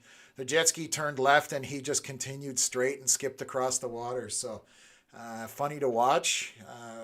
Nobody got seriously hurt, so that's good. But yeah, definitely I can relate, or I've seen that happen. So glad it was only a scrape. That's not bad. I'm just going to take a look at the camera here. So still light snow happening. It looks like my neighbor just got home because his car's all clean. He probably had the joy of driving through all that stuff coming from Ottawa. So not fun. I'll have to go scrape my vehicles and that kind of stuff. So what else? Drunk or impaired? Yeah, 100%. Same for both. Definitely not one of those things that I'm super keen on. Let's jump into Google Maps and see what's happening here. And let's look at radar. So bring up social media here. So I'm going to just look. Things are improving. Both sides of the river. Roads are going mostly yellow and green. Red is just on the Ontario side, just in that Carling area on the 417, heading westbound up to Bayshore. That's area still slow moving, but is improving. And the rest of the roads look to be improving as well. Where was that accident? So I'm just looking here. So it looks like the accident has been cleared up that we were mentioning earlier on the 417 with the car in the ditch. This slowdown here, this could be snowplows. If this moves, which a lot of times that'll happen, you'll see these red spots moving in a certain direction. That's usually just traffic stuck behind snowplows. So it's one way to track them, other than obviously the Ontario 511 app will show you where the snowplows are. Let me see here. Is there an accident down here at Johnstown and the 401? No, just looks like it's pretty slow 401 down in that area. But most of the region looks to be improving. Once you get past Brockville, 401 is green. It looks like all the way into Toronto, into Oshawa, still showing that University of Toronto situation, unfortunately. So hopefully everybody's okay out there. Yeah, I hope nobody's gotten seriously hurt on that situation. Back here to Highway 17 heading north. Definitely significantly improved. So things are on the improvement side of things in terms of the commute. Just slow again just because of conditions. I'm going to bring up radar here and take a look at what's happening. So I'll do a cycle here and just watch. You can see how heavy the snow was there a short while ago, and now we're just seeing. It's interesting. I'm watching an anomaly here, and I'll highlight it on radar. There's this band, and it's moving kind of southeast. You can see it kind of push through from Cobden, and now it's kind of coming down towards the Seaway. So this is obviously some kind of front moving through and heading down towards the Seaway, and we'll end up in upstate New York soon. So that's what's kind of sustained some of that snow in the Ottawa area, and it's now kind of south of Ottawa moving through. So that's what I'm seeing on radar here. So just something that's moving through. After that's done, the Ottawa area is basically going to be free and clear for the most part. That band will actually end up near my house, so the snowfall rate here should pick up. It looks like it's slightly picking up outside my house, but nothing major. I mean, it's just light snow at this point. So things are definitely looking good. We're looking like we're getting at the tail end of this. Again, the wind overnight is going to be the big thing, so just keep that in mind. I've mentioned it once or twice, so yeah, it's just the big thing that's going to happen after the end of this. So Tornado Pro, I'm saving up for a new e-scooter from shoveling people's driveways. That's awesome, earning the money. It goes 40 kilometers an hour. Going to need knee pads and elbow pads. You know what you need most, and I'm going to harp on it, is a helmet. You can scrape up your knees, you can scrape up your elbows. You bang your head hard enough, it can be a game changer. Protect your noggin. You've only got one of those, so that'll be my comment, and that'll be my dad moment. Get yourself a helmet. What else? Mark Gagne saying a big heavy dump of snow is great in cottage country. I love when we've had a huge dump of snow and going out and taking a drive and seeing this trees freshly covered, especially like pine trees. It looks amazing when we get that kind of snow. So I do love when we get big dumps of snow. I also like taking my big truck out in that when it's happening. So I enjoy the heavier snowfall events as well. So Veronica saying a couple of accidents at Brockville on the 401. So thank you for that, Veronica. I'm just going to take a look here. In the usual spots, it seems that area has accidents. So I'm going to pull this up on the screen here. So this is Brockville, just south or west of Brockville.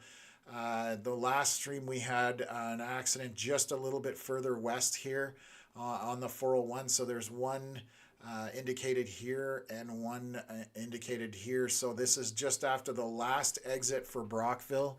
I am going to take a look at Ontario 511 and see if I've got a camera. Oops. Wow, it went way too far south. What am I? That's Mallorytown. Geez, discombobulated. So there are no cameras there. I can't look. I'm going to see if traffic's backed up. Let's just take a look. So no traffic backed up further to the east. Not much traffic happening there at all. It looks pretty empty on the eastbound or westbound 401. Sorry.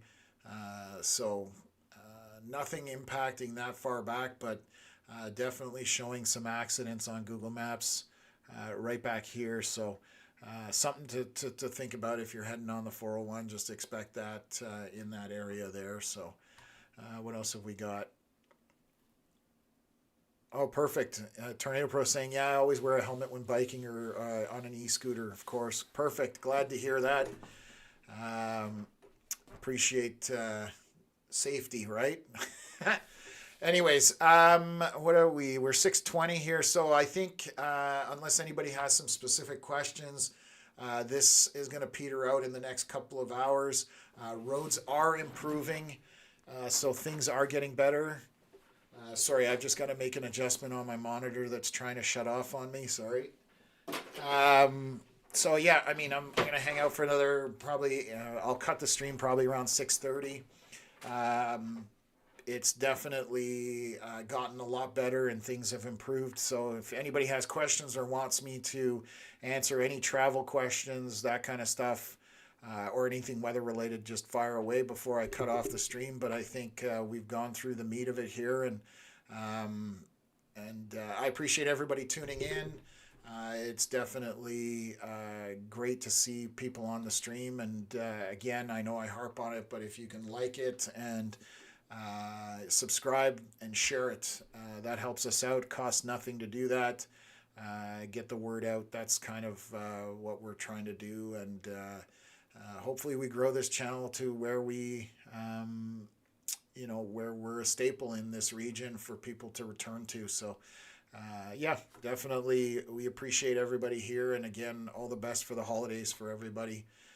Merry Christmas. And if we don't see you before 26, Happy New Year as well. That's around the corner. So I'm going to just bring up my weather camera here. So snow is still coming down in Kemptville. Very light snow, but it's definitely seems to be picking up a little bit in terms of density as the snow moves. That front that was crashing down kind of from the north to the south is moving through. It's definitely bringing some heavier snow with it, or more intense snow, I should say. So just something to keep in mind as we're traveling through this region. What else is here? Yeah, Melissa, yes, everybody drive safe. That's the most important thing. If you're traveling over the holidays and you're driving through snow or anything, just give yourself lots of time and give yourself lots of braking distance. So here we can see the snow. So I'm looking at the radar here, and you can see how much snow there was in the region, and this is what it looks like now. So our big pocket has moved down on the Quebec side here into Hawkesbury, moving east towards the Montreal area or Terrebonne, that kind of region. So that's going to head eastward. There's a bit of a pocket here along the Ottawa River and into, onto the Quebec side. And south of Ottawa right now, that's that crashing front that we saw that was coming from the north to the south is going to push towards the Seaway. So that's the three main areas of snow at this point. And again, they are reducing in size, and the eastern townships are almost out of it as well. And you can see that's our latest scan here. I am going to look back here to the northwest. I'm just looking to see. I'm just noticing this snow up in this area here. There are pockets here around the Petawawa area and north into the Quebec side. Just going to see if those are going to try and establish anything. I'm just backing it out here. They've been fairly consistent.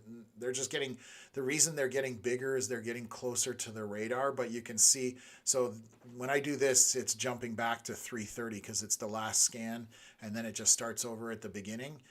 So you can see how much snow there was there. Now you've got these little isolated pockets. So essentially for the region, we're looking at isolated light snow for the next couple of hours, depending where you're located, and those winds overnight are going to be the thing to take into account as we transition out of the snow event into tomorrow. So roads tomorrow morning should be mostly clear, and if you're traveling, safe travels tomorrow. I will be on the roads heading north, so definitely take your time. So what else is here? Logger John, hello everyone. Logger John, long time. Good to see you on the stream. We've been at this, I got on here around 3 o'clock just covering the kind of the travel and the region as far as accidents and just slowdowns, that kind of stuff. So good to see you. I know you're just south of Perth, so the snow, just looking at my radar here for your area, should be mostly over. If you have anything, it's very light. And I'm just going to show a map here of the region, and you can kind of tell where the snow is still hanging out, but is moving out of the region. So Google Maps, you can see basically just kind of Canada eastward, and on the Quebec side, Wakefield eastward is where the slowdowns are in terms of travel, and that's because there's still snow in that area, but things are getting better. So we are definitely on the tail end of this, and it's getting it's basically for the most part going to be over for the region. So still a little bit of snow for certain areas, but keep it up. So yeah, Logger John just saying snow has mostly stopped here outside of Perth. Yeah, it's you're on the back end of it. The only thing you got to worry about overnight is the snow. So I'll probably get up in the morning and do my driveway after the snow has blown stuff around. Take out any drifts and then hit the road from there. So I luckily don't have a big driveway, so it's not a ton of work for me. I know some people have massive driveways. Snow is definitely picking up here, so this is that front crashing down.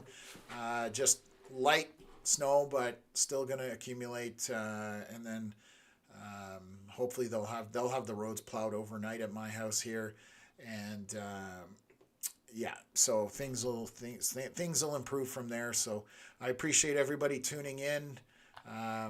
Gonna probably end the stream here shortly. I was saying I'm gonna cut around 6:30. We're just getting to that point now. So again, all the best for the holidays. Thank you everybody for tuning in. We will be here possibly Friday, but not likely. Is where my thoughts are with that. That system looks to be further southwest of Eastern Ontario, but on the weekend I am eyeballing a system coming through, so we will keep an eye on that and post on our pages if we are going to go live. So you will get that. If you're subscribed and you have notifications turned on, then you will know as well. So. That's just where we're at. What else is here? Quasi questions. Merry Christmas, Tom, Connor, Veronica, Melissa, and others with Canadian Weather Live, as well as to everyone here. Stay safe travels for those on the roads. Absolutely. So thank you very much for that. Thanks for tuning in. Thank you to my mods. I appreciate you guys. You're definitely great help in doing these streams. So thank you for that. Merry Christmas, everybody. So thank you again for this, and we will see you guys on the next live stream. And will hopefully be a good one coming up soon in terms of a big snow event. I'm curious to see how things go during a large snow event. So definitely something that we've got coming up. So. Anyways, thank you again. Appreciate you guys. Have a good one.